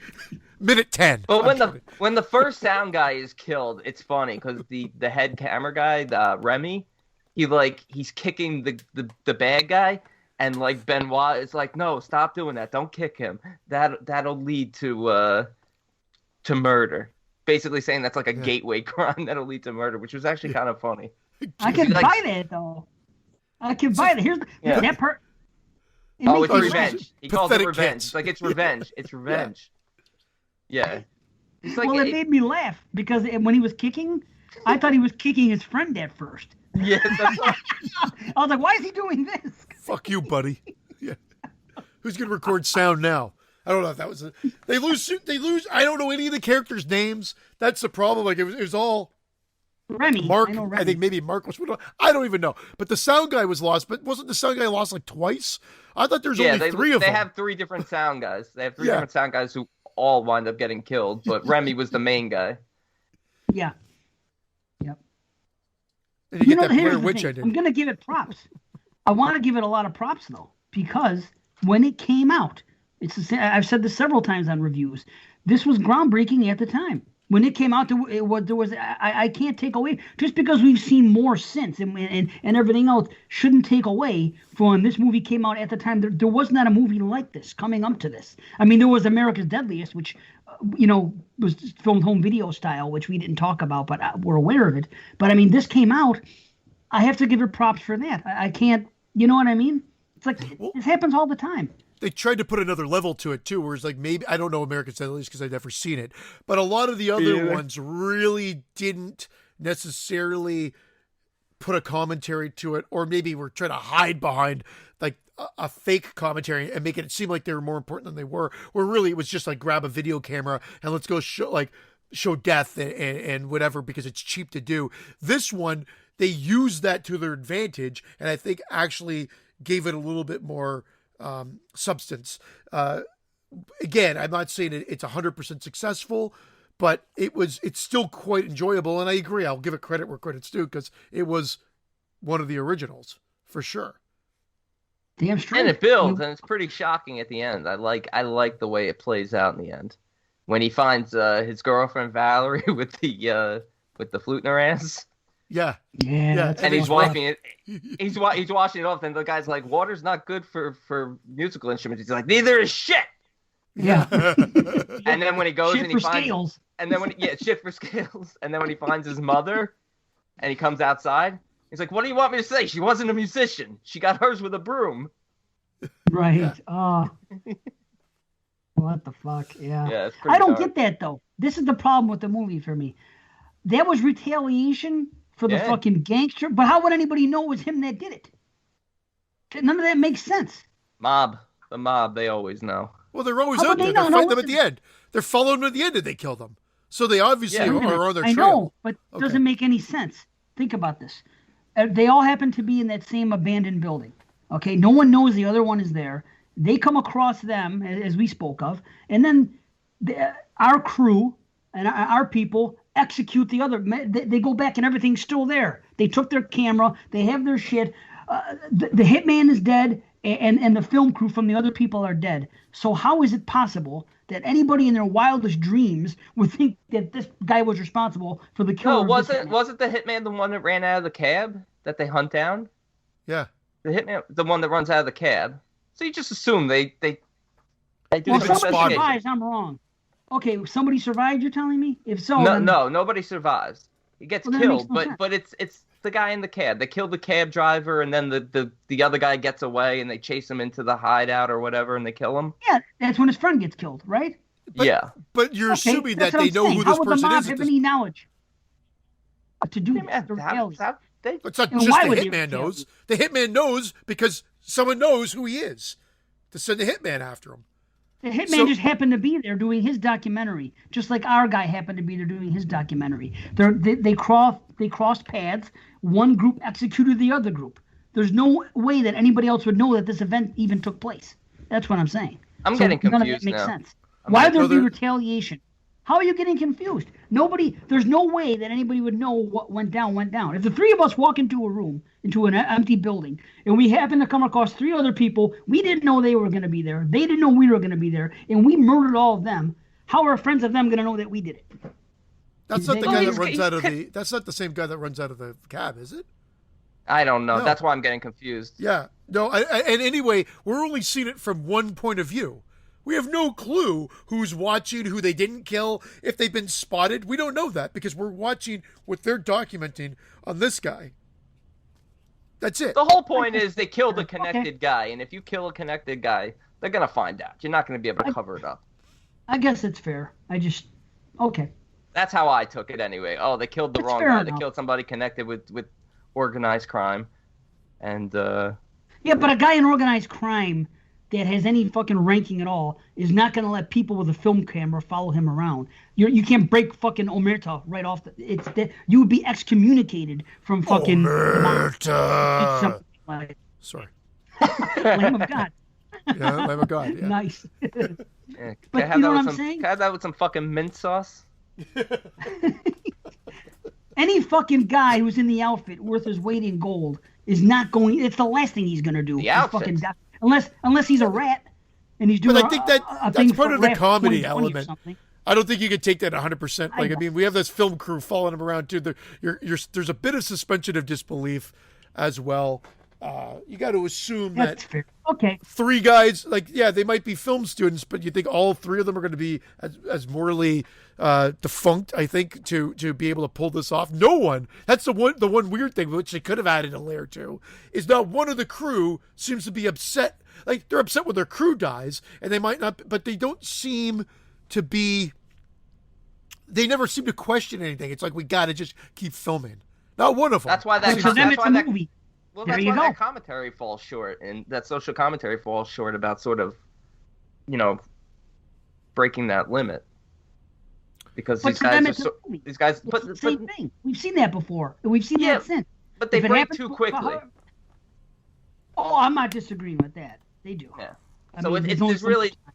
it's almost like they should be upset. They should be disgusted. They try to distance themselves a little The bit from second turning Benoit. They don't point want. should have been that. They don't want to go to dinner with them at first, and then they Right. go to dinner with them a second later, and then all of a sudden they're holding the kid down while they're suffocating, and it's a free for all. They're disemboweling the woman and raping her and killing It's the. fun. That should have been the It's final fine. act. Like that, the turning point Yeah. should have been the second turning point should have been the kid, and then that's when they should have kind of. I think again, it's fragmented, and some some people seem to like that from what I've heard and listened to the way that it's done. But I think the build would have been better had you had that like a little bit of a conflict more within the team in that first hour as they're following them around, and then they become more involved at the second turning point, which then leads into the shit show of the third act.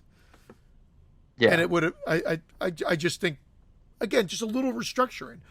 It's there. The elements are there, and it was obviously very successful. Except for it sounded like the guy who played the serial killer went on to do quite a few French films, been successful. He sure did. Another guy did a few films, but one of the directors, this was all he did, and he ended up committing suicide. I saw Yeah, that. Remy Yeah. killed himself. Yeah.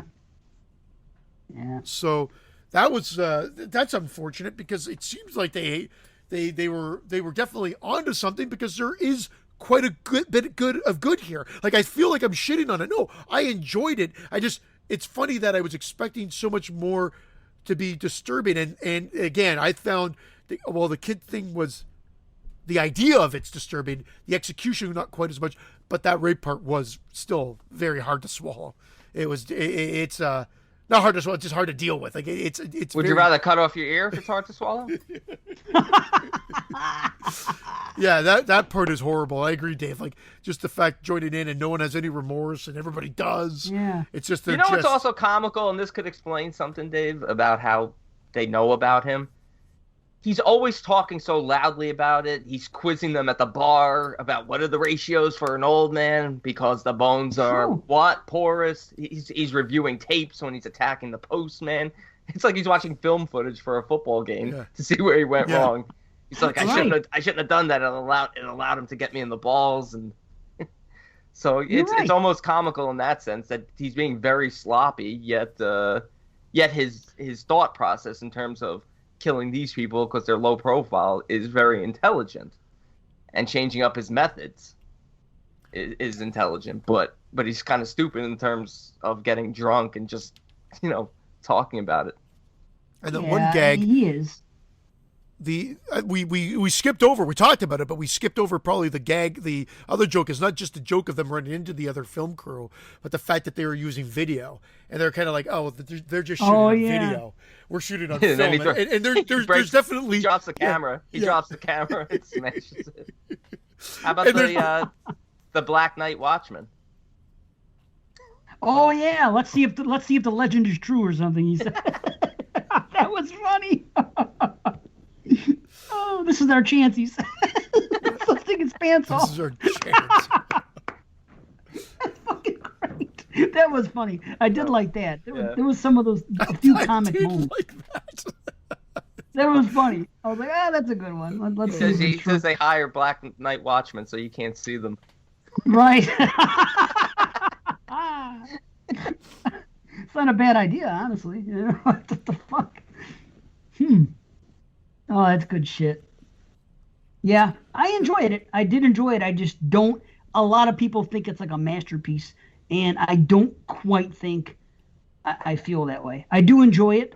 I just, he does contradict himself a lot as it goes on, and it was again that's fine. So you're obviously seeing as you learn more about him that he's not this cool, charismatic guy that like Christian was saying earlier on in the film, that he eventually contradicts himself because he says, he goes, well, I'm not a psychopath. I don't kill innocents. Meanwhile, he's killing innocents. And it's just like, okay. But that doesn't hurt the film. It's just saying that this is how people are. They try to rationalize everything they do. Everybody does it, from the three of us onto the craziest person in the world. People find a way to rationalize things that maybe they shouldn't have done or do. It's just They people don't explore him enough outside of the killing either. They have that one scene where he's at the boxing gym, and he's like helped out this little girl and her brother, and it's implied that it's a very unsettling scene. Probably the most unsettling scene in the film, next to the kid being killed, and the woman being raped. But it's implying that he's like using her for sex to help her in exchange. He's like, go buy yourself some shoes. It could have made this a lot darker. You're right. I wish they would have explored that a little more. Yeah. Because that's kind of the vibe I got Yeah. was that she was, you know what I mean? She wasn't overjoyed to see him, so there must be a reason. Yeah. They must be doing something to take advantage on top of it. And obviously, what else can she offer him? Yep. Sadly. That sucks. But I don't know. I don't know if I have anything else to say. What do we got note wise? I like that. What did you guys smell something? There's a chicken shit. I love that. Chicken shit. I'm gonna start using that. Oh man. But this is when I felt like film kind of took a nice little turn, because you've got this movie, Reservoir Dogs, was around that same time frame, and like it just was. It was at the end of high school, beginning of university, and there's all these cool type of films that came out of like what was presented in the 80s, and I think from a film standpoint, some great cool movies were coming out. So yeah, I agree, and I remember really digging it when it came out. I don't think I ever put it up in the masterpiece zone at the time, but I was like I don't know what I was back then, but I'm a 7.5 now. Whoa, same here, same exact thing. Yep. I'm not making this up. That's exactly where I'm coming in. Yeah. Wow. Yeah. I thought I was going to be the lowest too. I was like, uh-oh. Yeah, I really thought you guys were going to be like, I really thought you guys were going to be like 9s. It's good. I thought you guys were, dude. I feel exactly. I thought I was gonna be the low, and you guys were gonna be like 9s. Holy shit, that's fucking crazy. I wasn't Maybe sure the with you guys reputation either. just, Yeah.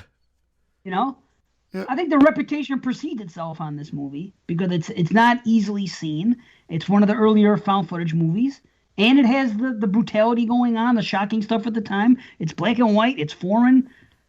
That lends to a lot of people sometimes. Overrating movies or adding to, I don't know, their enjoyment level, I guess I should say. But yeah, I just get a little lost with the social commentary, especially with a film like this. It's like, all right, what are they trying to say? And have they driven that point home enough? And is there deeper hidden messages that I'm missing out on? Or has it been delivered within the first 10 minutes of the movie? And and then what ends up happening? Like, there's more. Trust me, there's more to it. I don't want to undersell the movie. It's good. It's very good. If a sociology professor broke it down scene by scene, and I was like, oh, wow, whoa, then I might be like, oh, but I, watching it, I'm like, okay, I kind of get what they're going for. from my standpoint, the first 10, 15 minutes, and then it just kind of gets a little repetitive and overstays its welcome a little bit. Trim the fat a little. For sure. Hey! Hey! Here we are. A pack of skunks. Second half. Yes. Skunks indeed. So we're going to do some drawings of a lot of them, apparently. B has like 12 movies, so we're going to draw 4 for him, 1 for a movie that C has, and I have some posters and things lying around.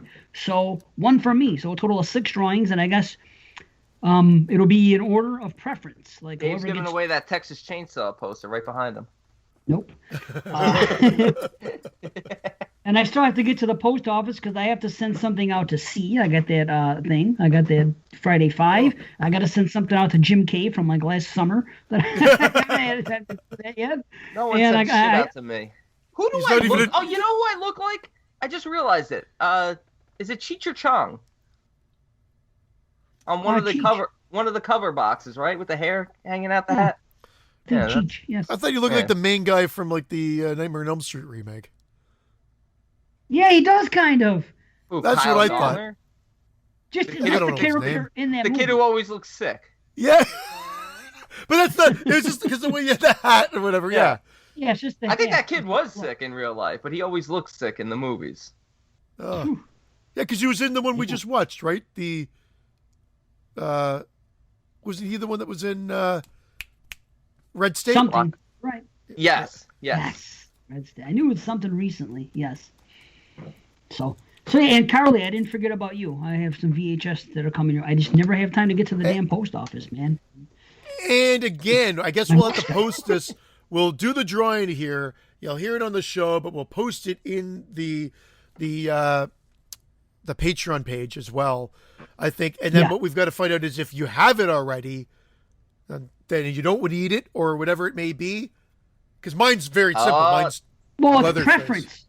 There it is. Number 1 gets to choose. You know what I'm saying? Whoever comes up number 1 gets the choice of prizes. It goes in order of that. So there's 6 people going to come up. Or maybe one person come up 6 times. But, the first person gets choice 1.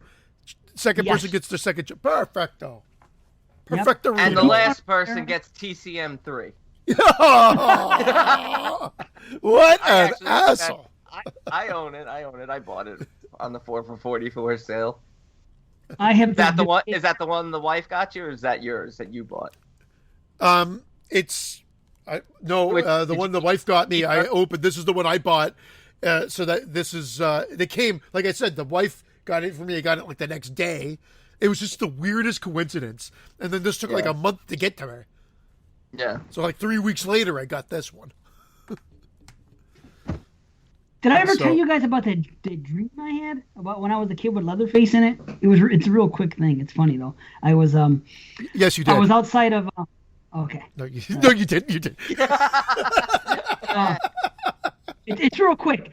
I was I'll never forget. I don't usually remember my dream, but this dream I always remembered. And I was in Tops. It's a grocery store out here. I was right in front of Tops, and I was coming outside of it, and I hopped in a car with, I guess, friends of mine were there, and I was with a friend, and we got into the back seat, and we discussed something for a few seconds, and I said, I said, who's driving? And then all of a sudden, Leatherface turns around and says, Leatherface is, and the dream ended.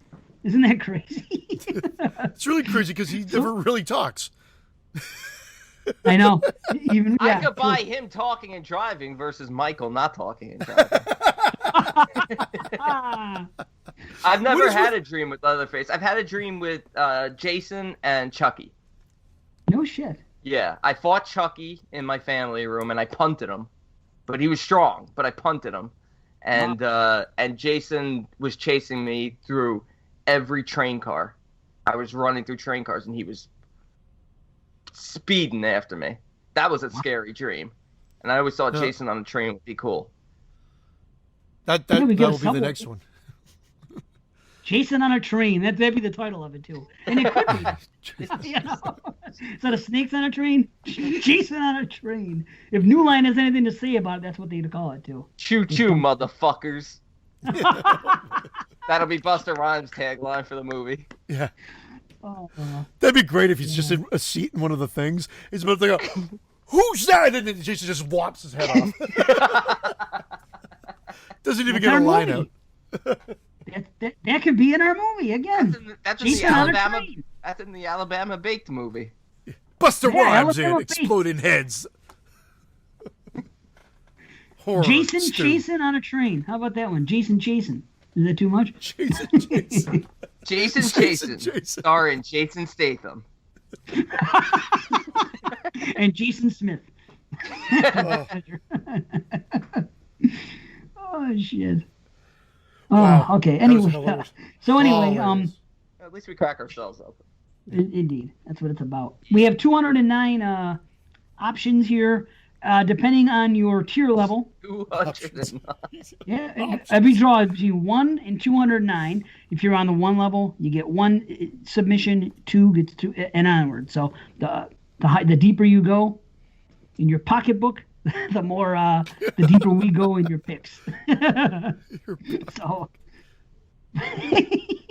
So anyway, 1 to 209, we're gonna have 6 drawings, and let's see what we got here. Okay, 1 to 209. I'm gonna see if I can get the sound to work for once.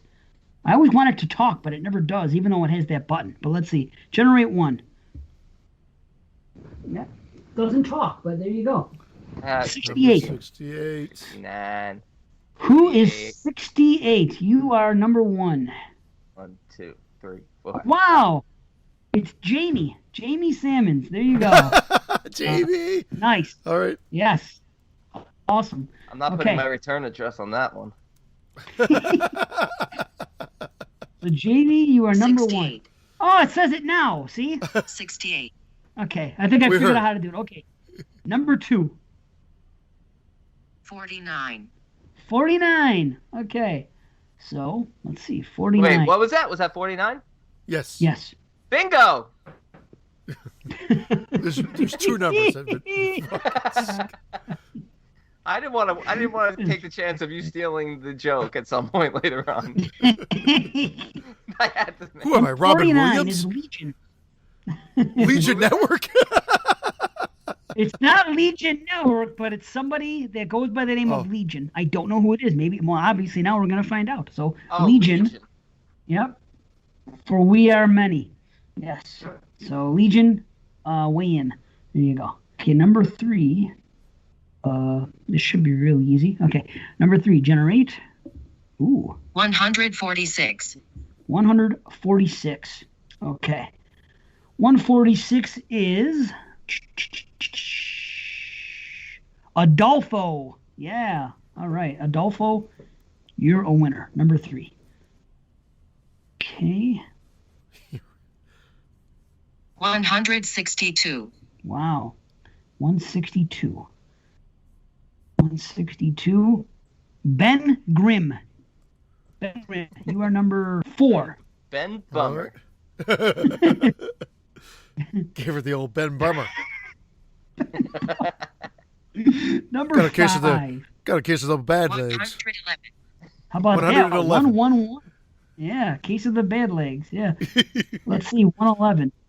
Wouldn't it be funny if 111 had a case of the bad legs? Well, hopefully not. Oh, 111 is Heather. I hope you pick from Christian because it'll be so easy. Yeah. You want to copy of Heather? Because I ain't shipping to you. Yeah. Oh yeah, he'll ship anything to her. Okay, that's good. All right. Well, Heather, there you go. You are number 5. That leaves one more. 106. 106. Let's see. And it's James F. James F. You are number 6. Okay. all right. Thank you, everybody. That was nice and quick. All right.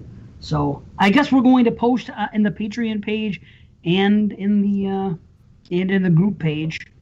Yeah, what you the know, options are for the packages that you can choose from. For sure.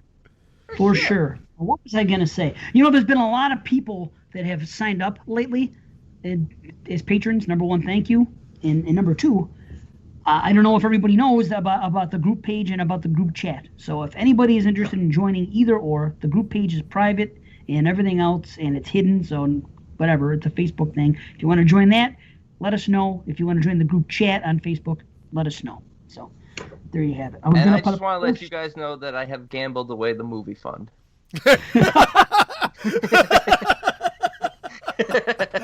I bet it all in black. Actually, no, I got the total here. I keep track every month. So last night we got a payment, and I have it's growing. It's growing. Getting there. The way it's growing, though, we'll probably be able to make our movie in about 48. Yeah. Right now we could buy like what, one little flash card for the camera. Jeremy doesn't think we're ever gonna make it. He was talking shit a couple of shows ago, by the way. Yeah. Jeremy always talks and shit. He also didn't think I was gonna finish trivia, and look at. I'll take full credit for that. The cow tongue in my freezer, baby. Rock and roll. I fucking hexed your asses. kept your tongues twisted. So that's it. That's what they get for boning me 3 times. Bone me once, shame on you. Bone me twice, shame on you. That's it. That's why I didn't sign up. Bone me a third. Correct. That's why I politely declined. I said, no, I've already been. This has already happened to me. And I am already the winner. I won 1 match. I am the winner of every trivia tournament ever. No. I won 2 matches. I won the first one they did on. That's why. If it was just one, so be it. I won twice. I won once against whoever, Jeremy or whoever the hell it was on 22 shots, and I was supposed to meet Jeremy in the finals, and that never happened. And then I won the other one against Jerry. You would so I'm like, destroy Jeremy. You don't even have to meet him in the finals. Jeremy, he can't pronounce anything. I still wanted the title, and it's fun to beat Jeremy in anything. It doesn't matter, you know what I mean? It'd just be fun to do. So, anyway, that's why I couldn't do it. I was like, I can't do it. How many chances? I know what's... And guess what? If I would have signed up again, I would have been a 4-time loser. Because the winner of this was supposed to go against me. So that was going to be the 3rd one. Oh, okay, I would have been a 3-time loser either way. So, could you imagine that? Keep playing and... Oh my God! Plus, I have 8 Blu-rays and 4 DVDs. Nice, buddy. But the DVDs are cool. Like Inside, I have a copy of Inside. Oh, nice. That's not even. Is that on Blu-ray yet? I don't think so. I got a copy of Intruder. I got a special edition copy of Long Weekend, which we just covered. You're talking the DVD of Inside? Those are DVDs. Yeah, that's, what do you call it? Dimension Extreme, correct? Yeah. Yep, I used to have that one. Yeah. I had bought 4 of those, and I gave a couple away already. Nice, buddy. I hope people like the stuff, because like I have like the old Omen box set on Blu-ray, the old Friday the 13th 8-pack. You know, so hopefully some of these people don't have like didn't upgrade to the Scream Factories, you know, for the Omen or Friday, because these are perfect sets. I just don't need them, obviously. Right. So we got. I didn't get the new Omen one, actually. I have the other one they put out. The only difference is I think Part 4 is Part 4 is in there. Yeah. Which I still haven't seen. It was so cheap on the 2-for-1 like Amazon sale that they always have when Target has it, and it wound up being, it was like $30 to begin with, and it wound up being like $24. It broke down to with the buy 2 get 1. So for $24, I was like, you know, you gotta get it. But this. Do they have new special features or anything on it for Scream or no? You know, I haven't even gone into it yet. Don't worry about it. You know what? Those Scream does that a lot. They will do, or they will port all the old ones and then add like a handful of new. And sometimes you're like, are the handful of new that much worth like be double dipping and getting the second set? Sometimes yes, sometimes no. I wouldn't have gotten a set for like $50-$60, but for you know, I've got the old one. I'm still and the not Scream Factory. No, sorry. Yeah, that's what I have. The Omen you're talking of? Yeah. Yeah, I do as well. It was the first one that came out, and I wanted it. You know, it was the only way you're going to get Part 2 and 3 on Blue at the time, so of course I had to get it. This one? You know? Yes, that thing. Yeah. It's a shitty inside, but I have it. Yeah, it's very flimsy, but I promise I'll hopefully ship it to whoever wants it. Put that little piece of tissue in, just like they do when you order anything from Amazon or anything now. Put a little tissue in it, which that's what I was saying. If you want, like, I'm not going to open it up. I'll put one of my cum tissues in there. This is sealed. You're sending But it if to you Heather. want me to open maybe. it up and put a tissue in, then you just let me know that you want a little tissue in there. Yeah, used. Tissue As in where? Brandon Oh, said. inside the case? Sorry, Heather. Yeah, That's too yeah. dirty. My bad. Yeah. They put it in there. Yeah, I'm not going to put a used jizz tissue in, as Brandon was saying. I'm talking about like just a little paper towel, a little Kleenex. They put it in so the disc doesn't get all fucked up. I You know- I like to call it a jizz shoe. Could you imagine if somebody was that big a star that they could sell their freaking jizz rags? I bet people could, like I'd celebrities. be afraid that the I bet DNA this- would get into places that I don't need my DNA to be in. But by the time it got, I'd rather sell my ear than sell my jizz. Don't tell me by the time it got there. There's solving cases that are 25 years old that's dried up shit at that point. You were so there. if I have dried up semen in a thing and it's just dry, you're telling me people could take it and get like flakes off it and rub it on like a dead body or a dead body's vagina and say, Do I look rape like them? CSI over here? I don't know. I'm not taking the I'm risk. curious. If that's the case, I'm going to keep that in mind if I'm ever a killer. You know what I mean? I'm going to find a way to frame somebody. Go through Killers their leaving find jizz out mops where a all over the guy- place. That was on find out where a guy an puts his- episode of CSI Oshawa. Sure. This fucking guy. It's fucking- Amazing. That's how I make my Oshawa? That's how I make my peanut brittle. Also, just ground up the jizz, put it in there, gives it that sticky, crunch quality. God damn it. Shit. Indeed. Indeed. Well, I got some. I got a Fangos. We question. have a little time. I've got a question for you Okay. guys. Just before we get into the Fango talk, have you guys ever watched 3.5? Man. What? What's in the box? What's in the box? A visual joke for our YouTube watchers. Yeah, that is a leftover from episode 2 of Exploding VHS. Am I right? Episode 2, the last. I'm not gonna continue to do it because that was the joke. I just wanted to get the 2 out and be done with it. So Yeah. it's trust me, life is much better not being in the VHS group, having posted it. That's for sure. Well, sure. Exactly. Keep the joke to us. Yeah, As it should be. Right. it's a lot funnier now. How about the guy burning slipcovers? Have you seen that one? Who was that? Yeah, Marco or something? Or Jake? Marco sent it over. Yeah, just burning. What was the Scream Factory slipcover, or was that a video? Like it's just forgot like which some one it was. slipcover. It Yeah, was the Scream Factory. It was the Blob, right? yeah. Blob Loved Oh, that's funny, man. You know what? Good for him. You know what? I agree. It's funny. Because it's the public's reaction to it that makes you want to do it. Of course it is.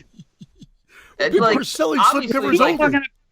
obviously the guy can make money. He could sell them for $10 a piece easily and make hundreds of dollars.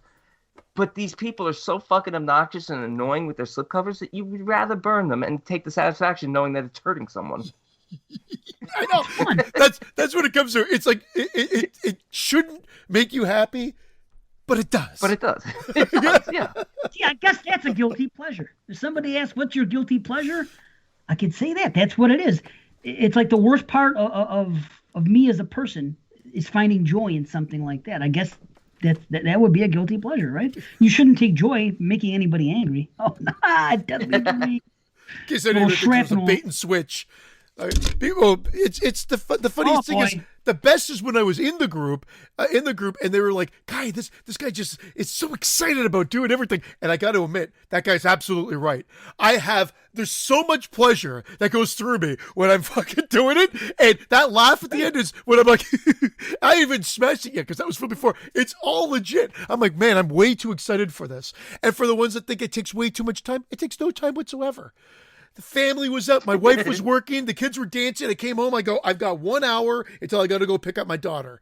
Okay, boom. I set it up, threw the wig on, filmed it, smashed it, picked her up, came home, edited it, and then that was it. No, barely any skin off my back. My schedule is crazy, but just to appease those people, if they ever do listen, they never will. But if they ever do, it takes no time at all. Very easy. To smash a VHS and then upload it, throw 2 edits into it. The title sequence was already done for the last one. It's literally boop, boop, boop, boop, cut and paste, done. Beautiful. Man. To me. It's fun. There you go. You get excited for it. That's a good thing. You know what I mean? You're not hurting anyone. No, I'd say I'm way too excited for my age and for what I'm doing, but it's okay. It's almost like I'm anticipating what the people that are in on the joke are going to see. And so I think that's a good thing.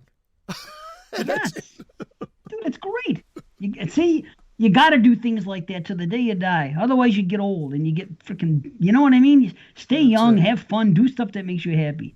That's all there is to it. Stop freaking not being that way. That's why people get old and miserable and shit. You don't want to be like that.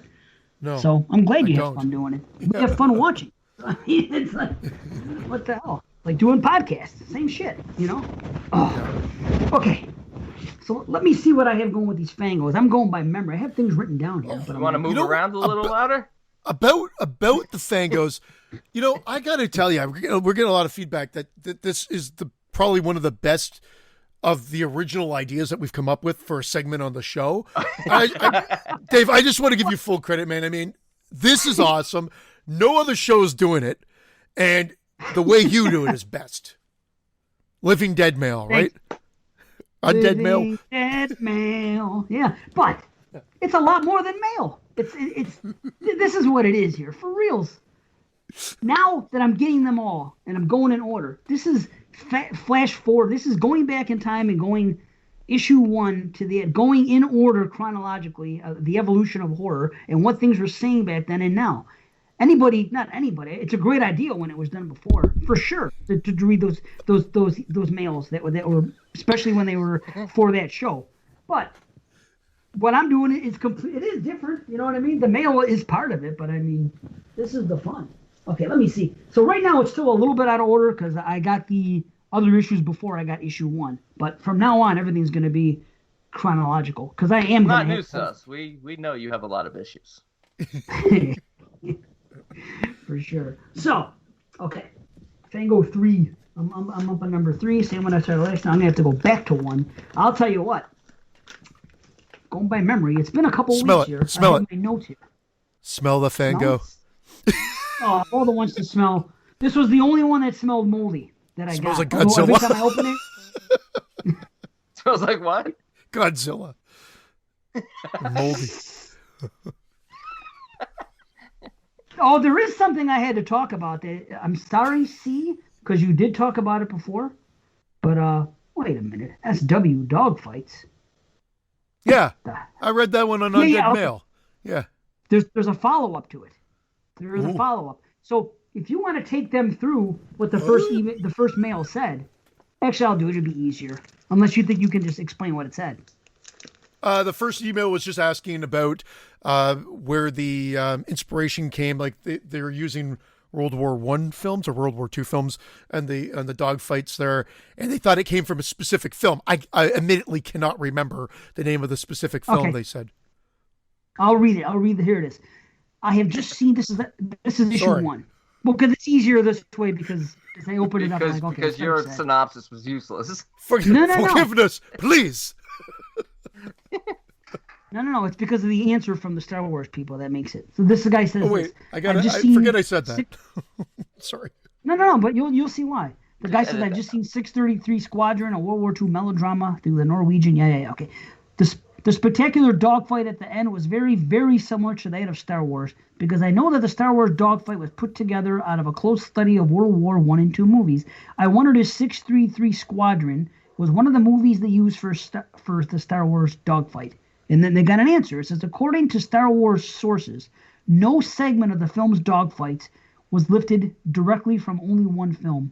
Rather, the Star Wars battles are based on an entire genre of films, the fighter pilot film.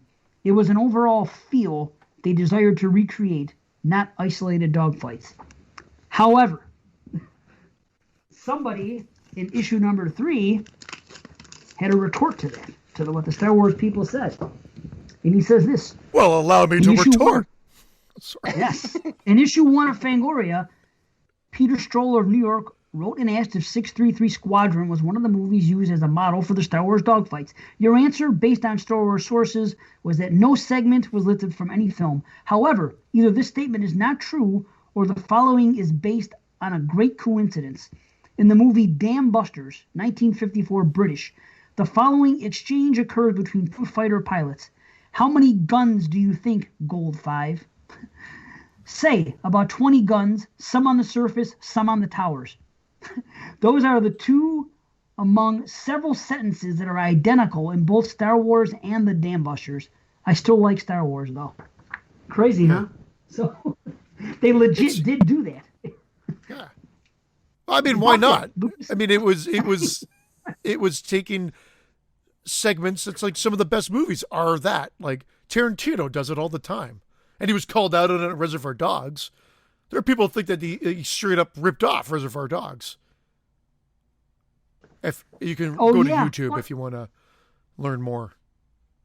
Yeah, but Tarantino, it's known that everything he does, that he lifts it. He's heavily inspired by other things. But the thing is, with him, the stuff that he's inspired by, most of that stuff is unknown to the general public.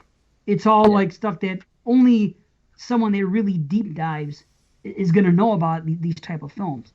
So I don't see a problem with it. And plus, he's so good at writing his own dialogue, you know. And supposedly the plot, again, I remember this from studying The Searchers back in school, but that Star Wars pretty much lifted the plot from The Searchers, the John Wayne Western. So that one is, that's well known. And then, of course, they took things from, like some of the Nazi propaganda, and then obviously the World War the fighter jet stuff. Like it's a hodgepodge in a good way. You take your sources from here to create something new. I mean, it's all in the storytelling and how it's done. John Wayne was supposed to play Chewbacca. Well, look over here, Han. Han, hello there, Han.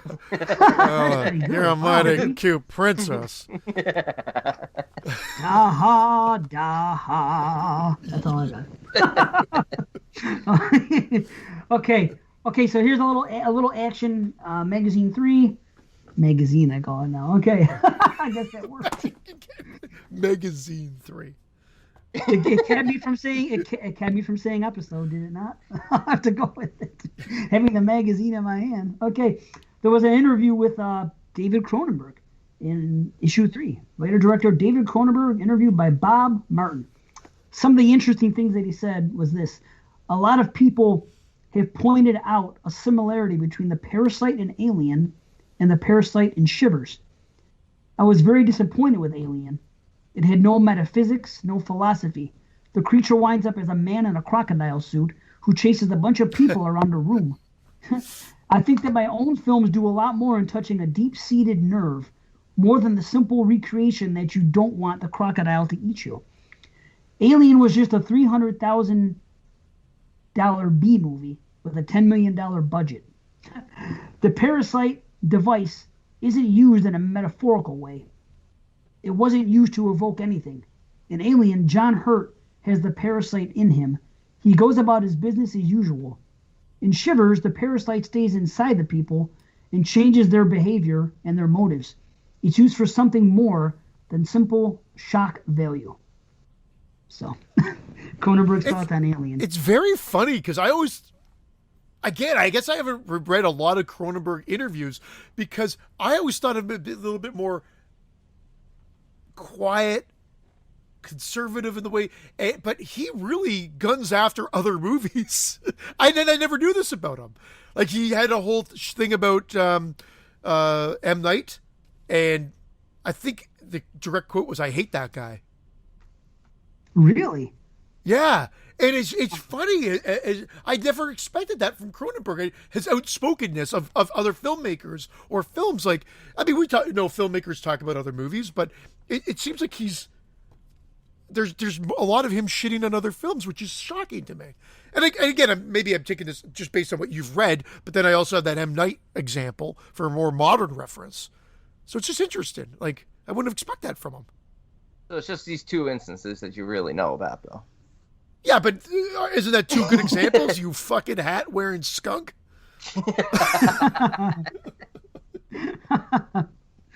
Well, somebody wanted to remake one of his movies, and I forgot who it was. But the guy that was going to do the remake is a fan of his and asked him if he would mind if he did the remake. And Cronenberg said, I would mind. I wish you wouldn't. So the guy didn't remake this movie. He I doesn't don't want think to. there's anything wrong with that. No, there's nothing wrong with it. It's just interesting. I thought that. Lesson he learned, would don't say ask. You the beg for question is- forgiveness. Right, absolutely. Correct. But what about Rabid when it was remade? Wouldn't it have to have been? Doesn't he have to get permission for that? Doesn't he have to sign rights off somehow, one way or the other? Was that Rabbit in Red? R.I.R. Yeah. I liked that remake. I thought they did a good job of the Soska sisters, of what they did with that. I mean, I was impressed. It was all right. It wasn't a masterpiece, but I liked what they did with It it. was okay. But I to answer haven't your seen question, it. I don't know. plan to. I don't know. I don't know either. Here on my mustache. Do you know? Do you know? Do you I know? don't Do you know. know? What, do you I got a don't cold know. sore under there? No. Wait. Got a cold sore under that Levi Little ticklers, Etheridge little French, fucking... little French ticklers. Of course, French. This fucking guy. Oh my It's god. always French with this guy. It's French Canadian ticklers. Hold on. Get it. Yeah. They always say, Yeah, "I'm sorry, amazing. I'm sorry, I'm sorry, I'm sorry." Tickle, tickle. Me so sorry. That's great. A little more on Cronenberg. Nah. Hold on. Next sentence. I hate this guy too. Now, shock value is there in abundance in Cronenberg's films, though he claims he was not particularly a horror fan before he began filmmaking, nor did he set out to become Canada's king of horror. The type of story I write, says Cronenberg, is just a matter of what comes out when I sit at the typewriter. So, and this is how the article ends. For the future, David Cronenberg hopes to make his next picture with the involvement of a major studio, thereby eliminating his distribution problems. Another movie he recently completed, Fast Company, may soon be released to the drive-in circuit in the U.S. That one's about drag racing. Could it mean that he's about to abandon the shock film field? Not likely. I like being Canada's king of horror, says Cronenberg. It's a role I don't mind playing at all. So, there you have it. Fuck that guy. Oh, what's this Fast Company movie? See? That came out, Fast Company, and so I guess Scanners must be the movie that they're talking about. No. No, this article is, remember, this is 79. They're specifically talking about The Brood and the fact that he had issues with No, but the Red. next one, the higher budget one, would be Scanners, that he's referencing. Oh, wait a minute. His next picture with the involvement of. Oh, that's true. Maybe you're right. Yeah, good point. I see what you're saying. I get you now. Okay. So there's a little Cronenberg action. What do I have here? Page 26. See, I just write down the Give us someone not Canadian. not Canadian. Okay. Something about the the creature from the Black Lagoon. Was he Canadian? Where is this lagoon? Is it in Oshawa? Oh shit. Oh, Unbelievable. I hate you. I may have to go back to this one because of I didn't actually highlight the part that I wanted to read, and it's a whole page, and I don't want to bore anybody with You sitting actually here. highlight them? No, I didn't, but I should have, is what I'm saying, so I know exactly what I'm going to read. You know? Mark them up? So what's wrong with putting a little pen next to a paragraph, a little star? Who cares? You're decreasing the value. I don't care about that. And then decreasing the value, I don't give a shit. Forget that. Whatever. So the interesting thing about this one, I was so excited to see this. There's an interview with Stephen King, and it's obviously episode 3. Son of a bitch! I thought I'd get through the whole show without saying it. Damn it. Anyway, Stephen King, the author of such horror epics as Carrie and Salem's Lot, talks on his visit on the set of Stanley Kubrick's The Shining, another one of King's Tales of Terror. So I figured that's going to be interesting. So Stephen King goes on the Shining set.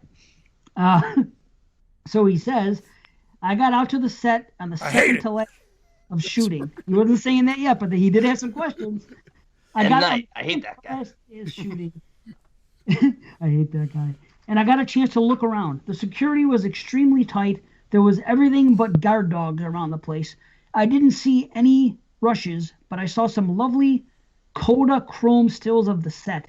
as it was at the time they were shooting everything. It looked incredible. The hotel looks like something out of 2001.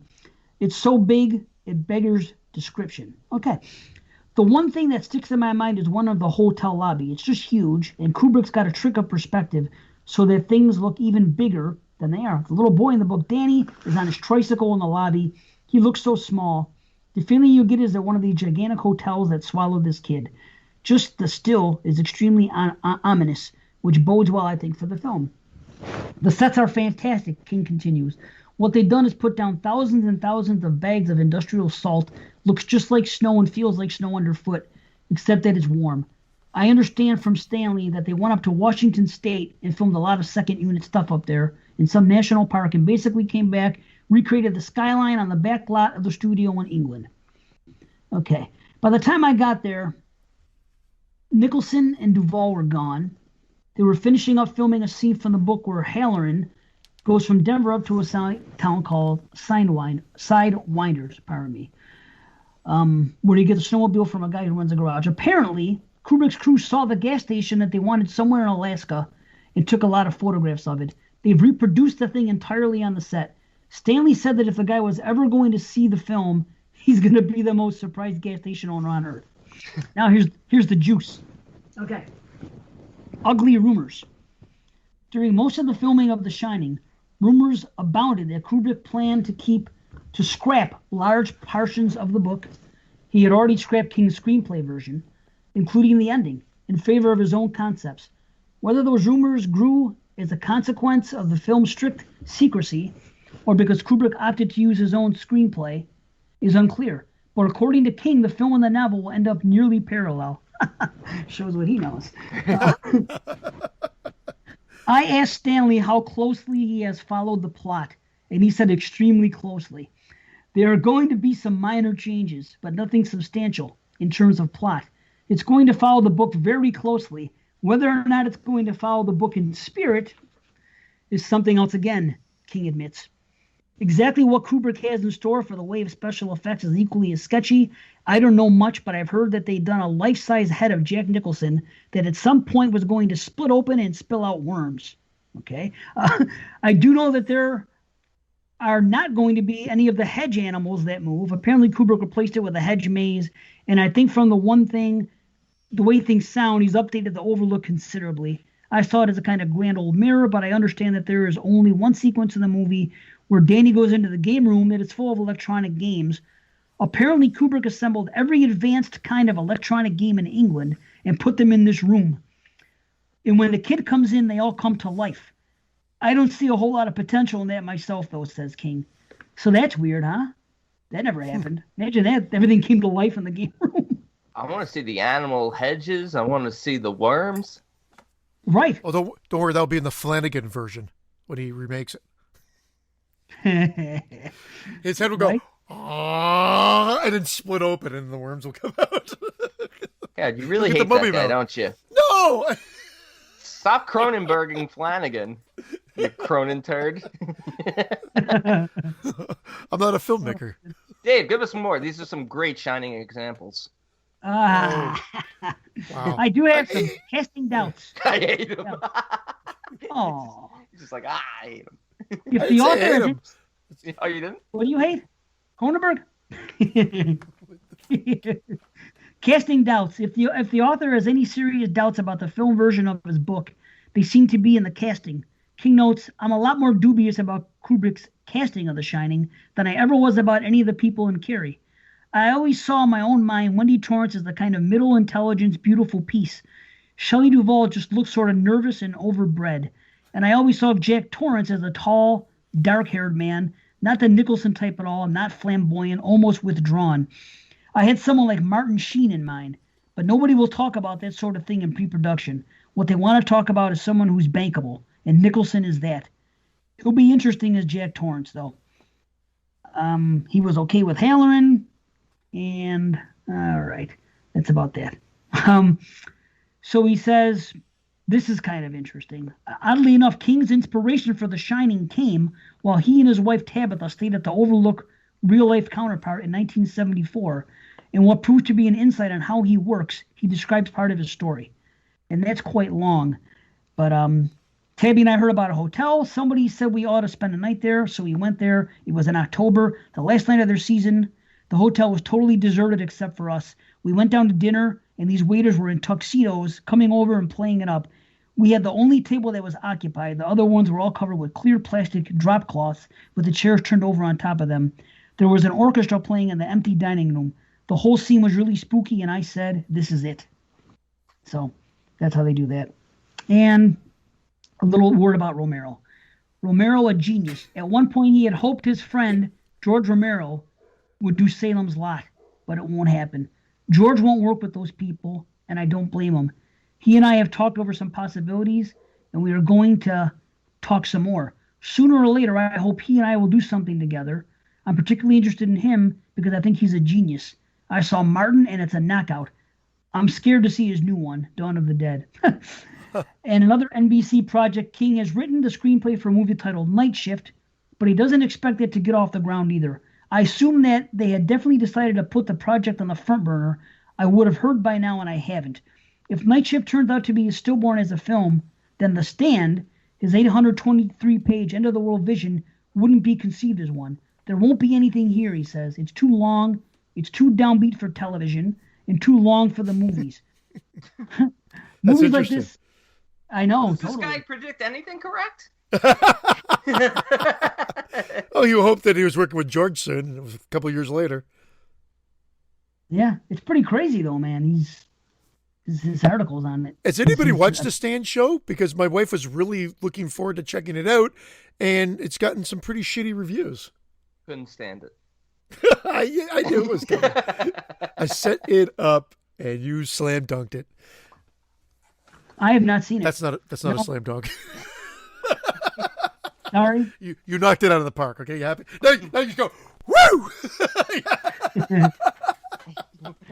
I've heard nothing good about it. Very, very, very sad. But then here's something interesting and funny. The classifieds. I forgot all about the classified ads in Fango. And if you start going around and playing in them, I'll tell you what, there are some damn funny things in there. And the things that people are saying in them are ridiculous. Like, okay, here's classified ads. Okay, nothing special there. Classic cape. Classic capes and Fango Dracula capes, custom made. Send for information. Self-addressed staff. SASE. What is that? Self-addressed stamped envelope. Yeah, there you go. You can get classic capes. Sci-fi memorabilia. Starlog fans. You can collect the black and white cover stills. Grab bag bonanza. Anyway, pretty ridiculous stuff in here. But they get better as we go on in the other ones. But I'm going to be looking at the classifieds because they are quite funny. Some like people put like reach out to some of them. What's that? Is this still for sale? Totally. Send us some envelopes and see what happens. And I want that $1.50 price tag that you threw on it too. That's everything for the price that it's listed for. Sorry, it's in print. I think that's legally binding. Amazing. No expiration date. Imagine that. Imagine my magazines just got smoked because anything that they put in there is like there's like a legally binding agreement that you have to honor that price point. No shit, huh? That'd be great. Do it now. Try to subscribe to Fango. See what happens. They should make like imagine you try to sell your Fangorias, you can only sell them for cover price. Oh, and shit. like tickets or whatever, maybe a 50% lift tops off cover price. That'd be fantastic if it was regulated like that. People would go nuts. They'd hate me for doing it. I'm going to regulate it just to get that little joy that I get from the tapes. I want to regulate that to piss everybody else off in the world. Yeah, but you're not going to piss off consumers. You know what I mean? People that want to get stuff for cheap. That's going to make us happy. You know? That's the platform I'm running on when I run for president. Do it. I'm running on Hulu. That's my platform. Yeah. I'm running on an empty. Yeah, I'm running. Oh, What can we get to this last movie? I'm not Yeah. on a huge timeline. It's Good Friday. It's a holiday, Yeah. but because it's Good Friday, they scheduled these kids because we're going into shutdown, lockdown, emergency break. All these terms have been thrown out. They won't be able to dance live at the studio after today. So they decided to squeeze in as much as they possibly could today for the kids, even though it's a holiday. So We're after touching today, us on lockdown. we're done. You guys sure go out and do a lot of shit. I haven't Right? done anything in a There's year There's and a half. nothing. There is nothing that changes other than other than they can't go to dance. Schools are still going to run. Yeah. Retail is going to run at a certain operation. It's so bizarre what they've done here. All the doctors are saying, this is ridiculous. If you lock down, like Brandon, you lock fucking down. Shut it down again if you want to curb this wave. But they don't want to have business fail because they've already been through a lot. It's been a year of up and down and whatnot. So I guess they're trying to keep everything going, but it's a lot of miscommunication. I think it's just crazy. But anyway, so suffice it to say, I've got a crazy afternoon. So let's get to this goddamn movie, if you can call it Okay. I that. blame society because I want to blame that person. I gotta say, I was looking forward to this one. I blame I society. stand by it. Stand by it. A struggling filmmaker realizes that the skill set to make a movie is the same to commit the perfect murder. This is written, directed, and starring Gillian Wallace Horvat. Her own worst enemy. I texted that to Heather the other night. I go, that's the problem with the movie. The writing and the directing are actually not all that bad. She should have not starred in her own film.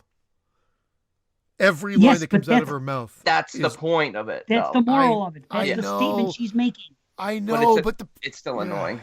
Yeah. I agree with Christian though. I understand, like that's why I said it too, Dave. But man, I mean, they even make the point of all these men keep telling her throughout the film how her female characters are unlikable, and That's how why she's she is. and how she's unlikable. Yeah, Correct. because That's the she's point. unlikable. But it takes you out of the movie every time this woman speaks. Every time this character Every speaks in the line. movie. Yeah, I'm like every what? line she delivers that's the problem. It's not about being unlikable. It's I don't want to hurt her. She's not a great actress, and Yes. every exchange out of her mouth takes you out of the movie. If that's her goal, why would that be your goal? To get your message across? Like that doesn't make any sense. So, unfortunately, it takes me right out of the movie, and I didn't enjoy any of it because of it. Yeah. Because she's in every scene. Yeah. It's her Okay. movie. So I get the end goal. Sorry, Dave, go. I know you'll love it or like it. So I don't want to shit on too much, but I'm not gonna have much. No, of it's a okay. choice. No, that's fine. I didn't notice it the first time. So again, this is your guys' first time. Apparently, you guys, again, with acting and me, a lot of times I just don't notice, and I guess it's a gift because I didn't notice it. The second time I noticed, but the way I interpreted it was she is playing a documentary host in front of the camera. She's making this movie. This is a documentary to her, so she's not speaking as a normal person would speak, having like us here having this conversation. She's not attempting to do that at all.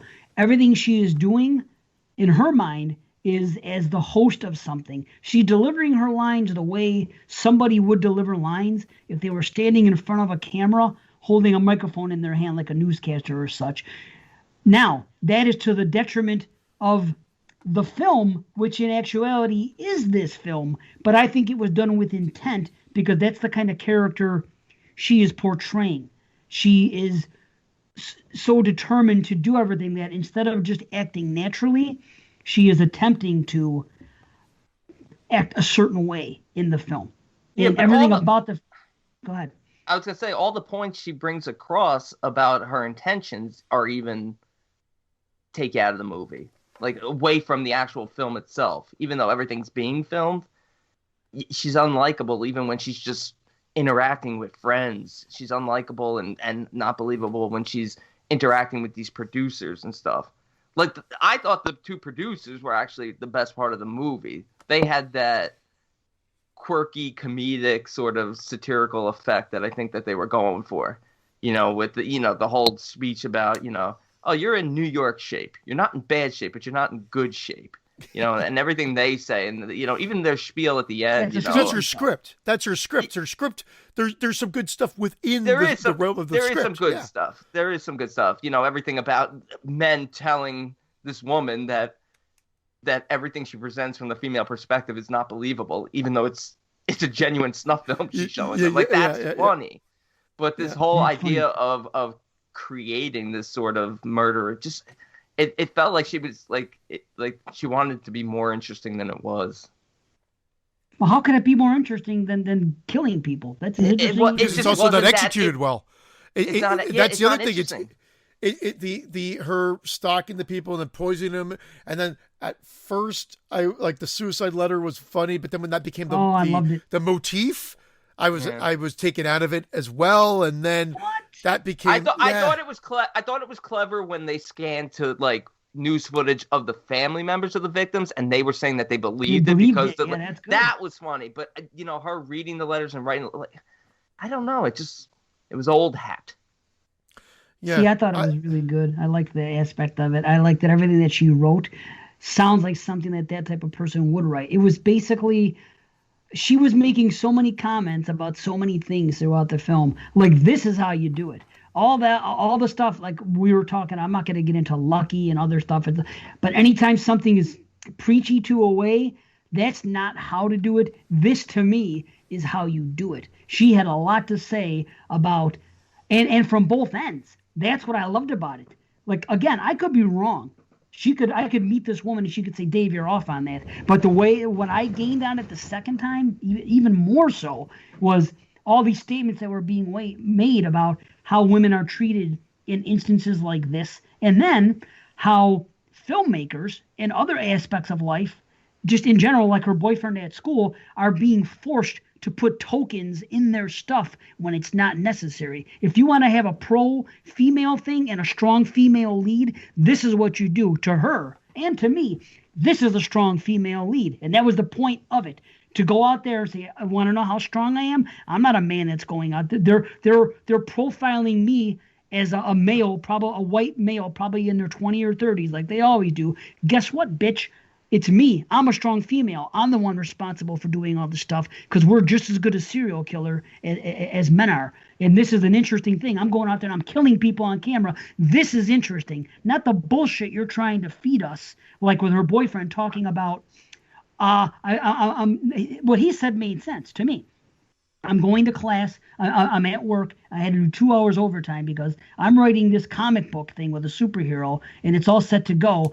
And this 40-something-year-old woman comes in and says, well, you should really institute a bit of feminism here on this, and this should stand for that. And then he's like, and all of a sudden, he has all these Latino friends, and that's what it is. Don't force things on people because then it seems unnatural and it seems transparent.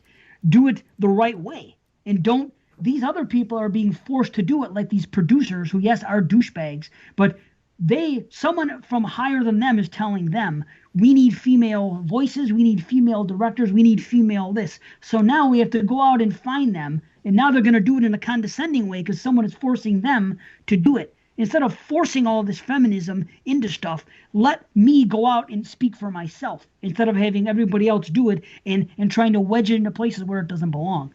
That's what I got out of it. But then it becomes heavy-handed one way or the other. But you guys didn't even say a word about it, and that's what I got out of it. I don't think it's heavy-handed because that was my interpretation of it. Someone else could look at me and say, you're wrong, or I could believe she can come to me and say, that's interesting, but that's not what I was saying. That's why I don't think it is heavy-handed. I almost see it the opposite. I almost see her as a weak character because even through all her convictions and all her killing, no one believes her. She's almost like a Patrick Bateman at the end. She's almost kind of still viewed as a loser up until the very end. But that's just it. That's the point she's making. Because she's a female, it is viewed as weak by men that are watching it. Yeah. They don't believe it. And they make those same statements that filmmakers or film viewers are going to make. They're going to say, I couldn't suspend my disbelief enough. It's not a good lead. This is a step back for women.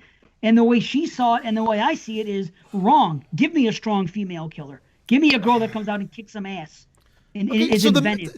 But it didn't come through. She's not the strong female killer, though. That's the problem. And the downfall is the film that she's making is not is not great. That's the next problem. Everything, the delivery, her line delivery, the movie itself, nothing about it is great. So even if you have all this good stuff here, it's not supported by a good film. Sorry, I hit my mic stand again for the umpteenth time. And it's frustrating because I see what you're saying, and some of the good stuff were like the interaction between those two guys and the fact that they profiled it as a white guy. But that's it. And that's such a small percentage of the actual overall film. You've got her doing all this stuff, like looking outside the house and stalking the woman and doing things, and it just gets very repetitive. You don't like when she that? goes on the and then when she goes on the killing spree, because I didn't believe a word. She was so goddamn annoying. She took me out of the movie from frame one. Like, as it opened, that first 5 minutes, I texted you guys. I'm like, I was like, I'm not going to be on board for this. That 5-minute opening, and then I couldn't take her performance. Yeah. And I'm sorry. I couldn't look beyond it because she's in every damn scene. So, yes, I full-fledged admit it was on that. But then also, I don't think the killing and everything was executed well. It looked ridiculous, that big butcher knife. Like, again, a statement could be made there, and it was elongated and whatever, the big chef's knife, whatever. But then the deaths were just not good.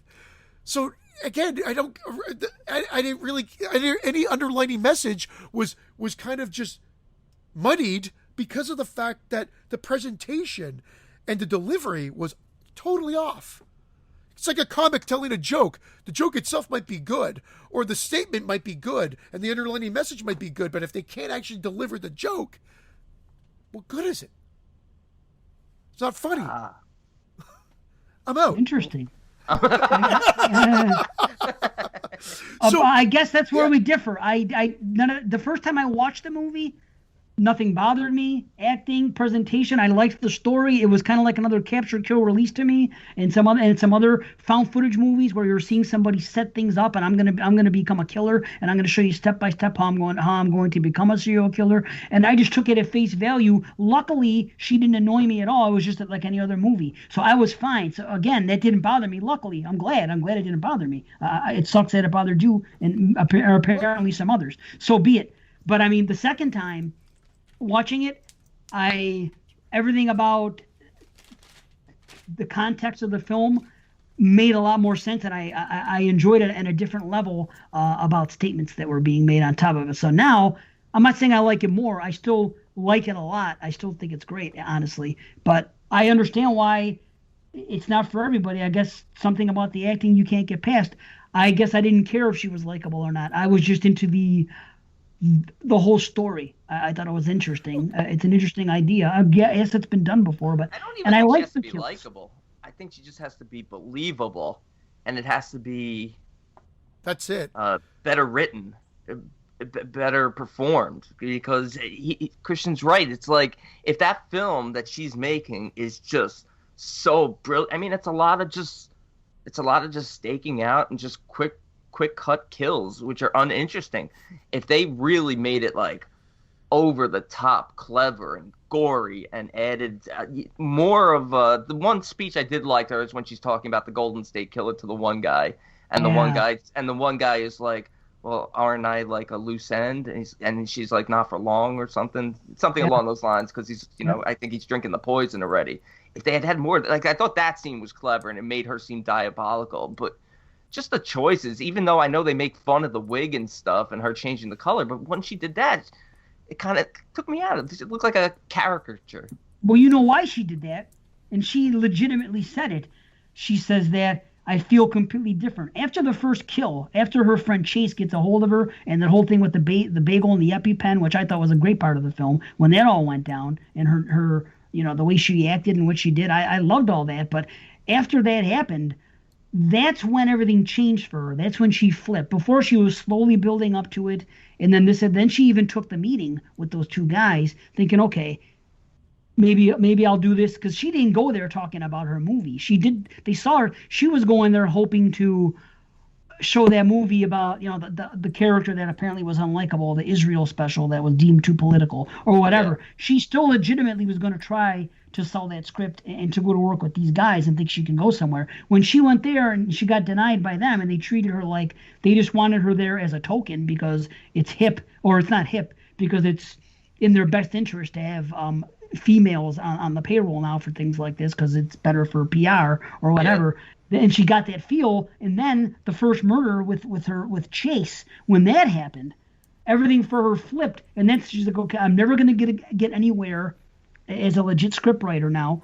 But I like this project. It stuck around. Now that I've seen what happened with Murder and I've seen that I can do it, and I was slowly building up to it. Now I'm in full-fledged, and I have to transform myself into this character in order to be able to do that. And she dives balls deep into it. That's why she changes her hairstyle, and that's why she dyes instead of just wears a wig and says it the next day. I feel like somebody different now. In other words, now I am going to embody this person, and I'm going to dedicate myself to the film. Again, I get what you guys are saying. I guess it was a mistake. She should have acted more naturally. Or been a better actress, I guess you could say that. I thought it was done on purpose. She should have been a strong female lead, because then it would have had a point to it. The whole point is she's brought in here to storyboard other people's projects because she's not a strong female lead. I don't even think it has anything to do with being female. She's just not evidently that great of a filmmaker in this film. So she's presented as kind of not up to snuff. And that's how she plays out even within her film. So by the end, when she presents her project, her murder project, it's like, oh, you're still not a good filmmaker, even though this is genuine, because you're not likable. Yeah. If she was a strong female lead and made it like, holy shit, that was amazing, then it would be like, the icing on the cake. So you just would have preferred a better actress, both of you? Is that what that's what? I would have preferred I would have preferred a different. I don't know, a different message. A better actress for sure, but or like Spree from last year. I like Spree. Exactly. I like Spree. Exactly. I thought Spree did it right. Now I understand that was a different message, but from a I Blame Society type standpoint, you could have easily put some of the themes that you've spoken about, Dave, that make this movie sound much better. Like I could see people listening to us or watching the YouTube thing and saying, "Oh, I want to check this out now," but I double dare them. Not like, I mean, like the act, like her performance to me sabotaged the film. Again, those are my exact words. After I watched it, I said she fucked her own film. And she doesn't achieve it at the end. She doesn't achieve becoming a great filmmaker. So there's no sort of danger in the message. And her film wasn't good. Yeah, exactly. But to me, she did. When you're stringing together Whereas in Spree, he totally achieves his objective of reaching certain number of views that it's horrifying because you could see that actually happening in real life. Whereas here it's like, man, this poor girl, she's still viewed as a nothing, as a shitty filmmaker. Well, maybe so, but I guess that isn't the point. The point is you're watching a murderer and finding a way to justify it and giving up on society and saying, well, I'm never going to make it. This is all I have, so I made as well. And she has that conversation with the boyfriend before he leaves. He goes, hurting somebody or hurting yourself isn't worth any movie. And she's like, well, I disagree. Because she got to the point, she goes, that's all I'm going to leave this world now is this movie. Eventually, it's going to come to an end. They're probably going to catch me. I'm going to get arrested. Whatever it is, she decided that she wanted to leave her mark, and this is how she was going to do it. And the movie should have been good. Choice? The movie should have been good then, and I would have liked that. But she's a psycho. It doesn't matter. It's just like, I get what you're saying. I just think that you're putting too much pressure on the character. She's not thinking logically. She has her feels, and I understand why she has her feels, but it's no different for me than Maniac 1980, where the guy's going out killing people and he has his reasons, and that's all there is to it. She has her reasons to go out and kill people, and she does it. Well, the implication from early on, though, is that she has this agent, the one who eventually fires her. She has this agent, and they are interested in this Israel project. So the implication early on is that she does have talent, but she's not getting anywhere because she's not being taken serious as a female filmmaker. And then that sort of feels like it's abandoned when it shows the fact that she's not a good filmmaker just in general. It doesn't matter if she's a female. And I agree with that. And unfortunately, I mean, again, it's difficult because I know the message that it's intending, but maybe she's just a bad filmmaker. And maybe she shouldn't blame. Maybe she's just, maybe that's it. Maybe she lucked out, got a few gigs that she was able to do, and she was wondering why she never made it to the next level. And yes, and there are people like this in society. I don't want to take anything away from it, but maybe she's just personally. I'm not talking about the character. I'm talking about the director. Maybe she's just not that great of a filmmaker. But you did make a point about her writing and direction being better than her acting, and I Yes. do want to see more of what she has The to writing, offer. for sure. But yeah, I think as a character in the movie, that's just And who her am I to excuse say? to I'm become. just- yeah, It's I'm her just- excuse to become a killer.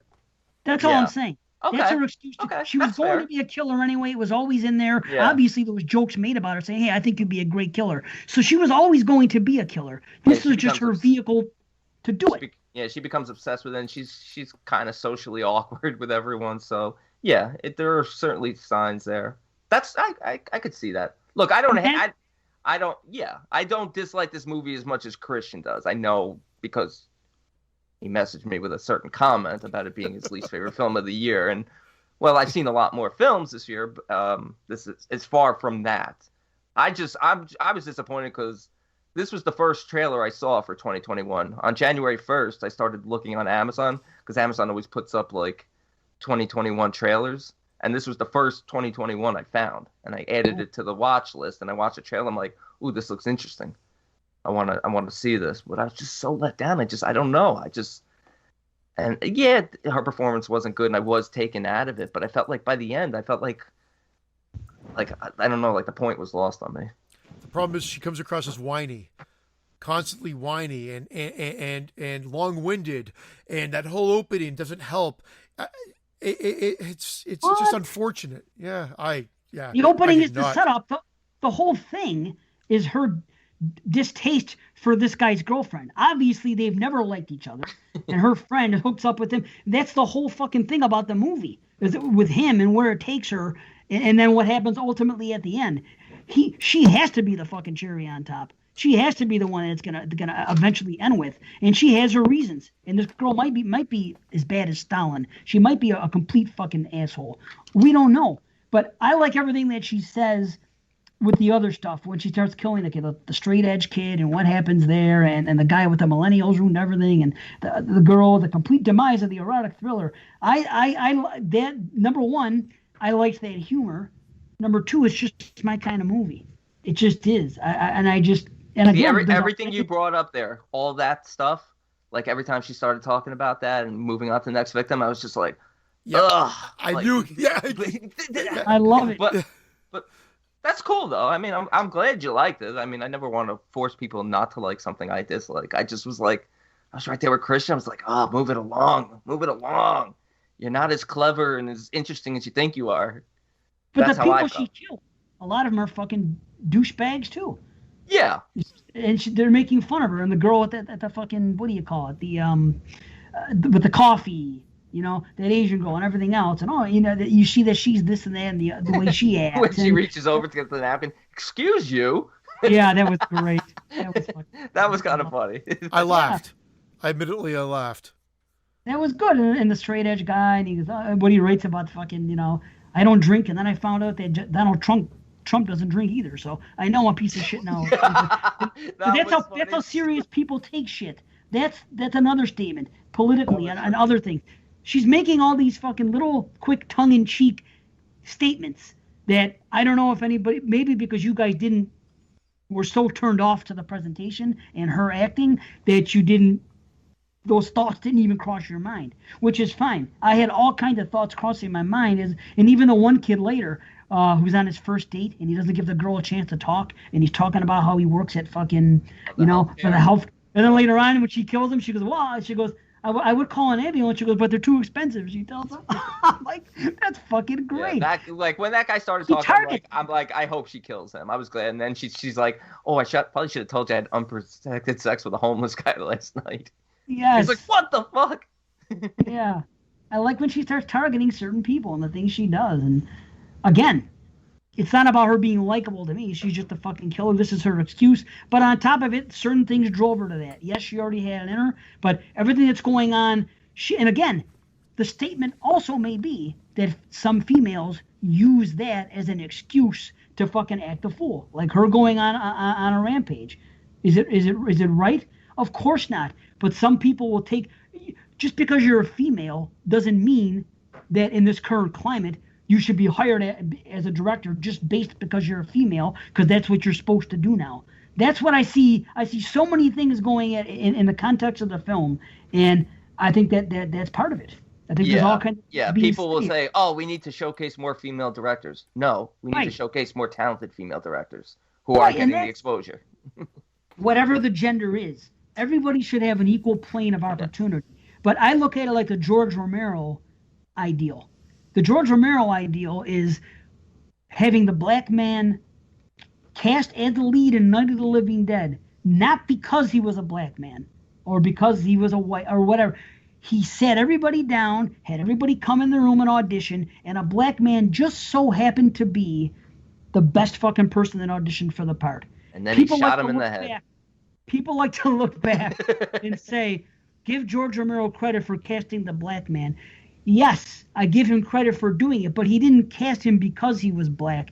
This day and age, everybody gets put into things, and everything has to be done because of shit like that. Hey, everything in that movie was black and white anyway. Everybody should be on an equal plane. Nobody should get a job or this or that because of race, sex, gender, sexual orientation, or anything. Everybody should be on an even plane. Yes, we know what's happened in the past, but right now, here we are. Let people do it. Like fucking Black Panther. You know what I mean? Like that movie Black Panther, for that Marvel movie. Do you think the Marvel fans think that Black Panther is a better Marvel movie than all the other ones? Ask them. They'll say no. They'll say they did. You think so? I couldn't hear people shut up enough about it being the best Marvel movie ever made. It seems like every new Marvel movie that comes out, people go crazy. It's just Marvel fans just blow every movie that comes out at the time. You're always going to get the naysayers. But they're the VHS group of the comic book universe. But it goes that way with everything. It's all about what people feel, and apparently they have to do now. Like this movie, which I happen to love. About I don't think anybody loves female killers more than me. And this is the year of the female killer, and I am fucking loving it. I love seeing this stuff. But there was that movie last year, Promising Young Woman, which apparently is up for Movie of the Year. Now, dude, I love that. It. Oh, I still haven't seen it. That's one of my favorite films I've seen in recent memory, and that's a perfect example. Writer, director, female writer, director. Nailed it. Fan-fucking-tastic film. I'll tell you this. I really think it's a great movie. It's like a 9 out of 10 for me. Something happens at the end which doesn't make any sense plot-wise, which knocks it down for me. And I don't think how anybody can watch that movie and see, what are the odds that's going to work out that way? And it's kind of silly, which is the reason why it's only a 9. I feel like I know what you might be alluding to, but for the sake of Brandon not seeing it, I won't say anything. Brandon, just watch it as quickly as you can, I think. Yeah. Now, I don't want to overhype it. Go in. I went in knowing people were talking about it and whatever, I've loved it. But it's my I think it's style great, but is it really okay? Listen to me though. Do you think it deserves to be up for the fucking Oscar for Movie of the Year? You can't seriously tell me that you think that. Look, this was a strange year for movies. Was a strange year, but yeah, actually, to be totally honest, it's the best movie I've seen since 1917 and Once Upon a Time in Hollywood. That's like 104 years ago. Yes, I love it. Awesome. But Jesus. those are two of my standouts. Jojo Rabbit. Those were the standouts of that. Your Joker was another one. From that, this is the best movie I've seen since those.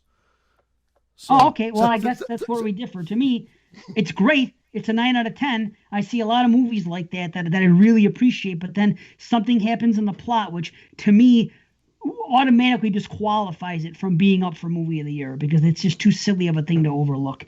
So because of that was just my take on it. And I was going to say that the only reason a movie like that is up for the fucking Oscar because it's a fucking female thing about females written and directed by a female. It's things that are forced upon us now just because.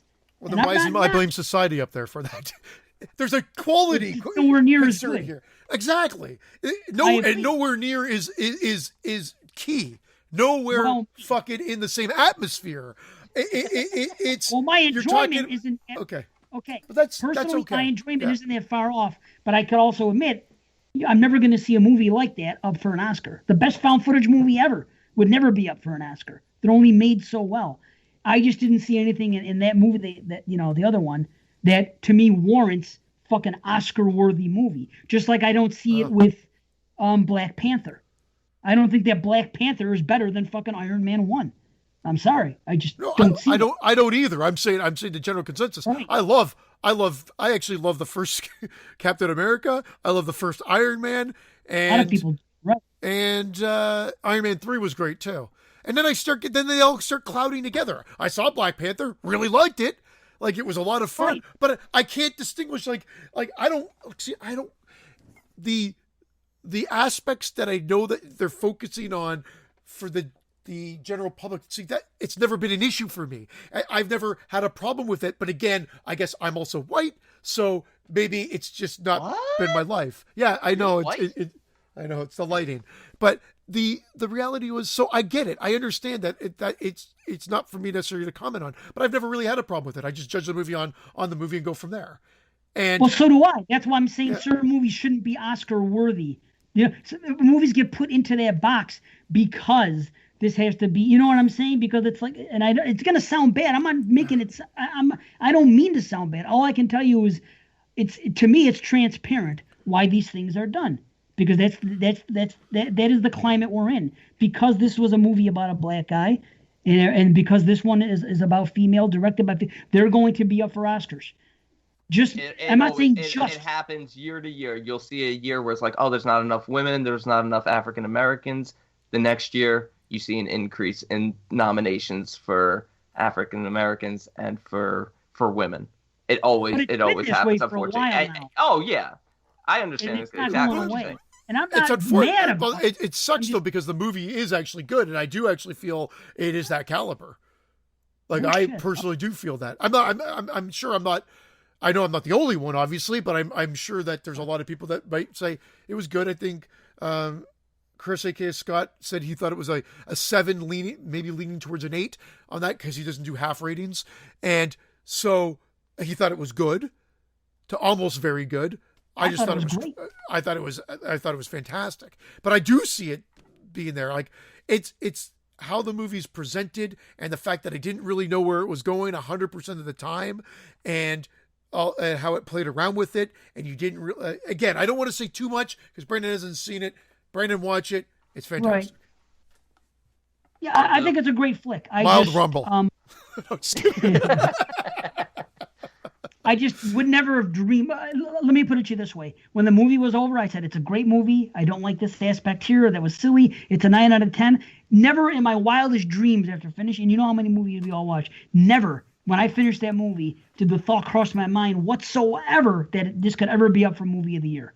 That's what I'm saying. Usually I'll watch a movie like a 1917 or like something like that, and the movie will end and I'll say, okay, I could see how a movie like that is going to be fucking, Oscar bait. It's going to be fucking a big deal.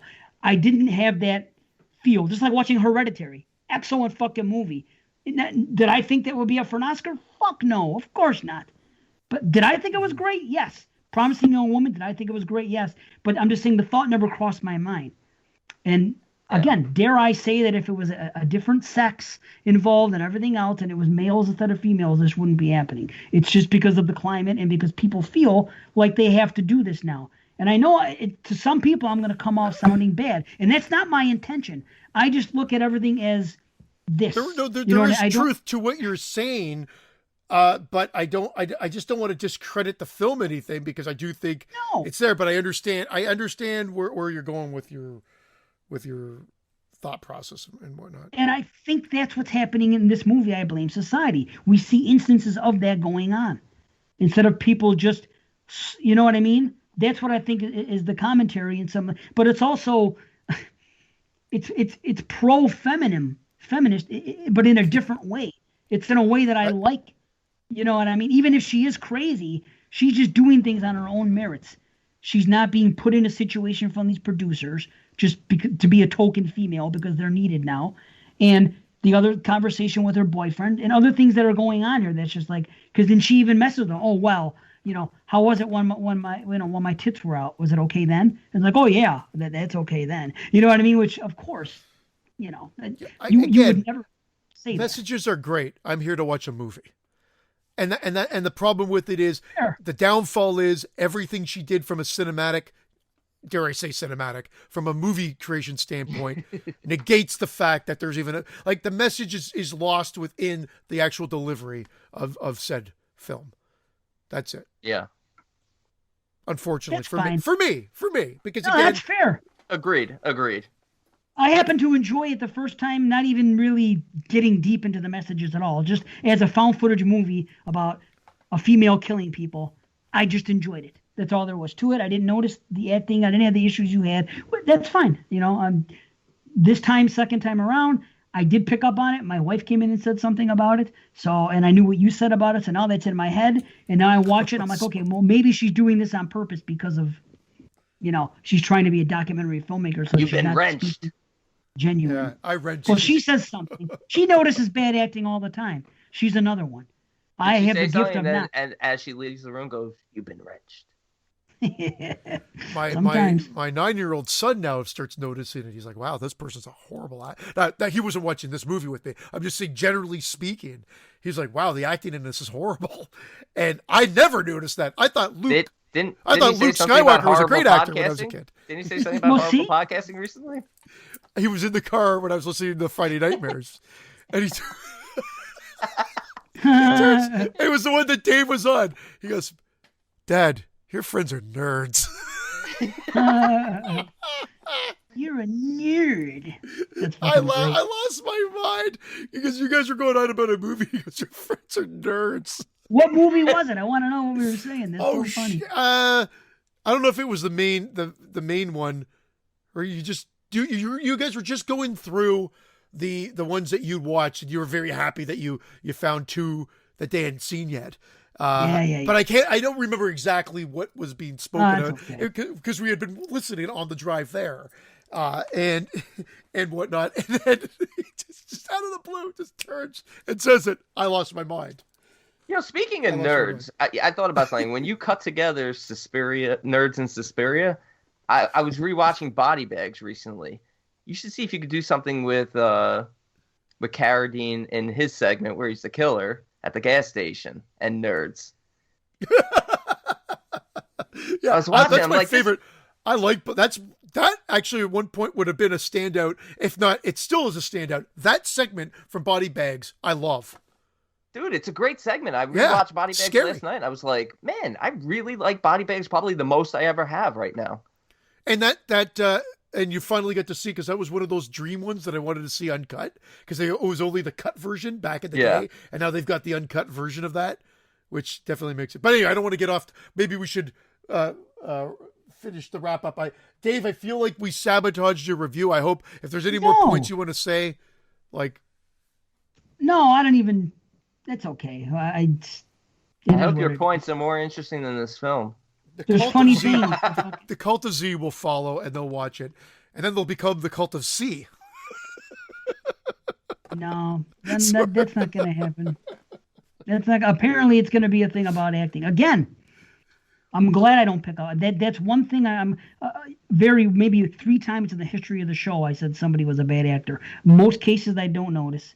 So, and I'm glad. It's just like, I wish I never knew that. This type of film, satirical type of horror comedy where they're really trying to drive home a message. It's like if you watched Leslie Vernon and you couldn't stand the actor who played Leslie Vernon. Every time he spoke, you were just checking out and nodding off and not focusing. By the end of that film, you'd be like, what the fuck did I just watch? Like, what the hell was the point of this? Whereas, like, I find now, and I didn't love Leslie Vernon the first time I saw it. The more I watched that, I think I find that more of an interesting film than both the films we covered tonight. Nice. Oh, true. And you know what? But again, talent behind the camera and a great script. But I didn't find Leslie Vernon so annoying. But it's a perfect analogy, and it goes back to that. Like, there are some good ideas here, I don't want to totally trash the movie, but my rating's not going to necessarily do anything differently. But ultimately, yeah, I cannot recommend this at all to anybody. There you go. I won't say anything. Full head about explosion. it. I cannot Yeah, for recommend me. it. Is it a full It head is? for you? Yeah. Don't be upset. He looks like he's No. like. Why he am feels, I upset? No, I you don't look- feel upset now. You look like Why? you look like you're like guilty. So I'm like, it's a full head for me. I'm the one who gave it a. Well, No, no, but I- it's okay. I think I'm going to be in the minority. I think it's just a movie that I happen to love that other people aren't. So be it. It's my kind of movie. I like.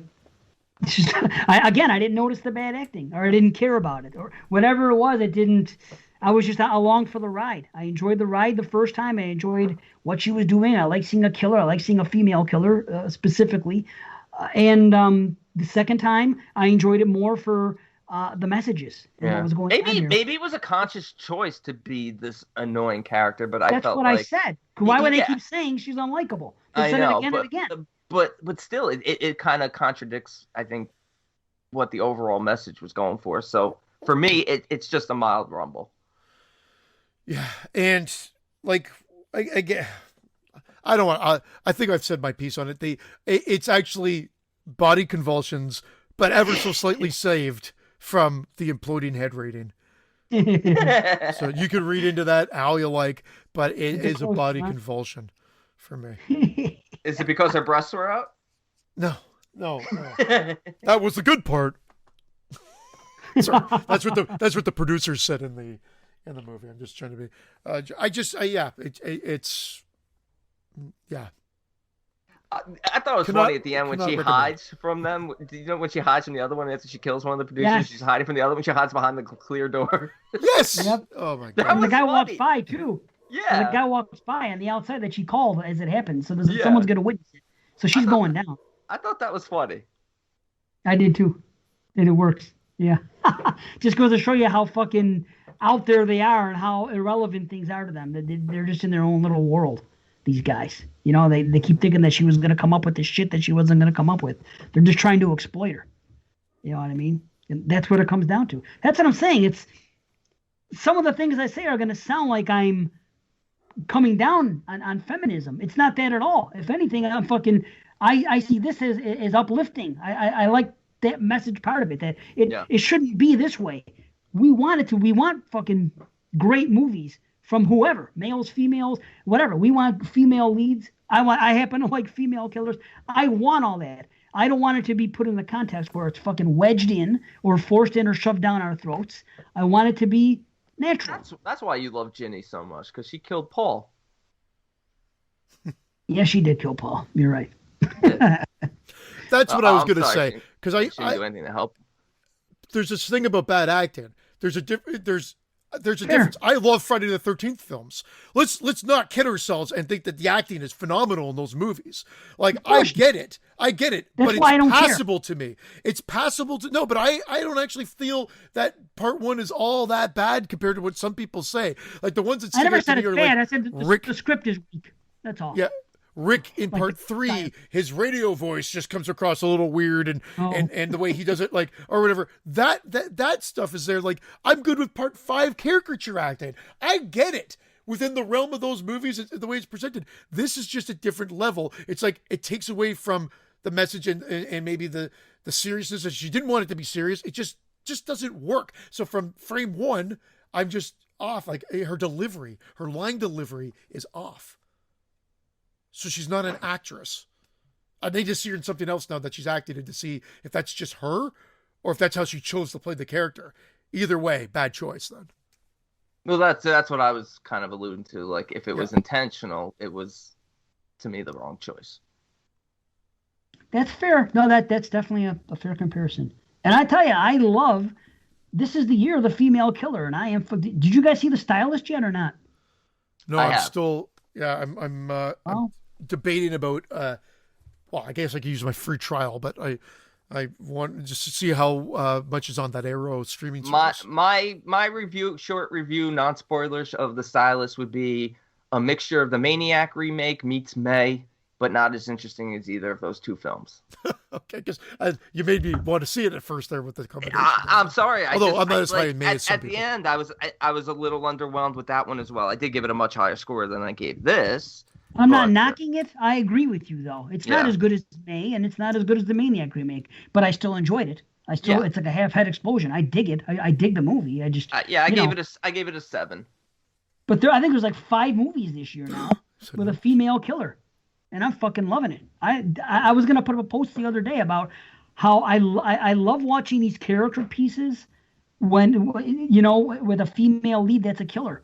We're seeing more and more of them, and I love them. I think they're better than watching fucking men kill. I've seen men kill all this time now, and usually with the movies about females, we get deeper into the character and we know what her motivations are. See instead of men just run. being- See men kill. Right, this is great. I love what's happening here.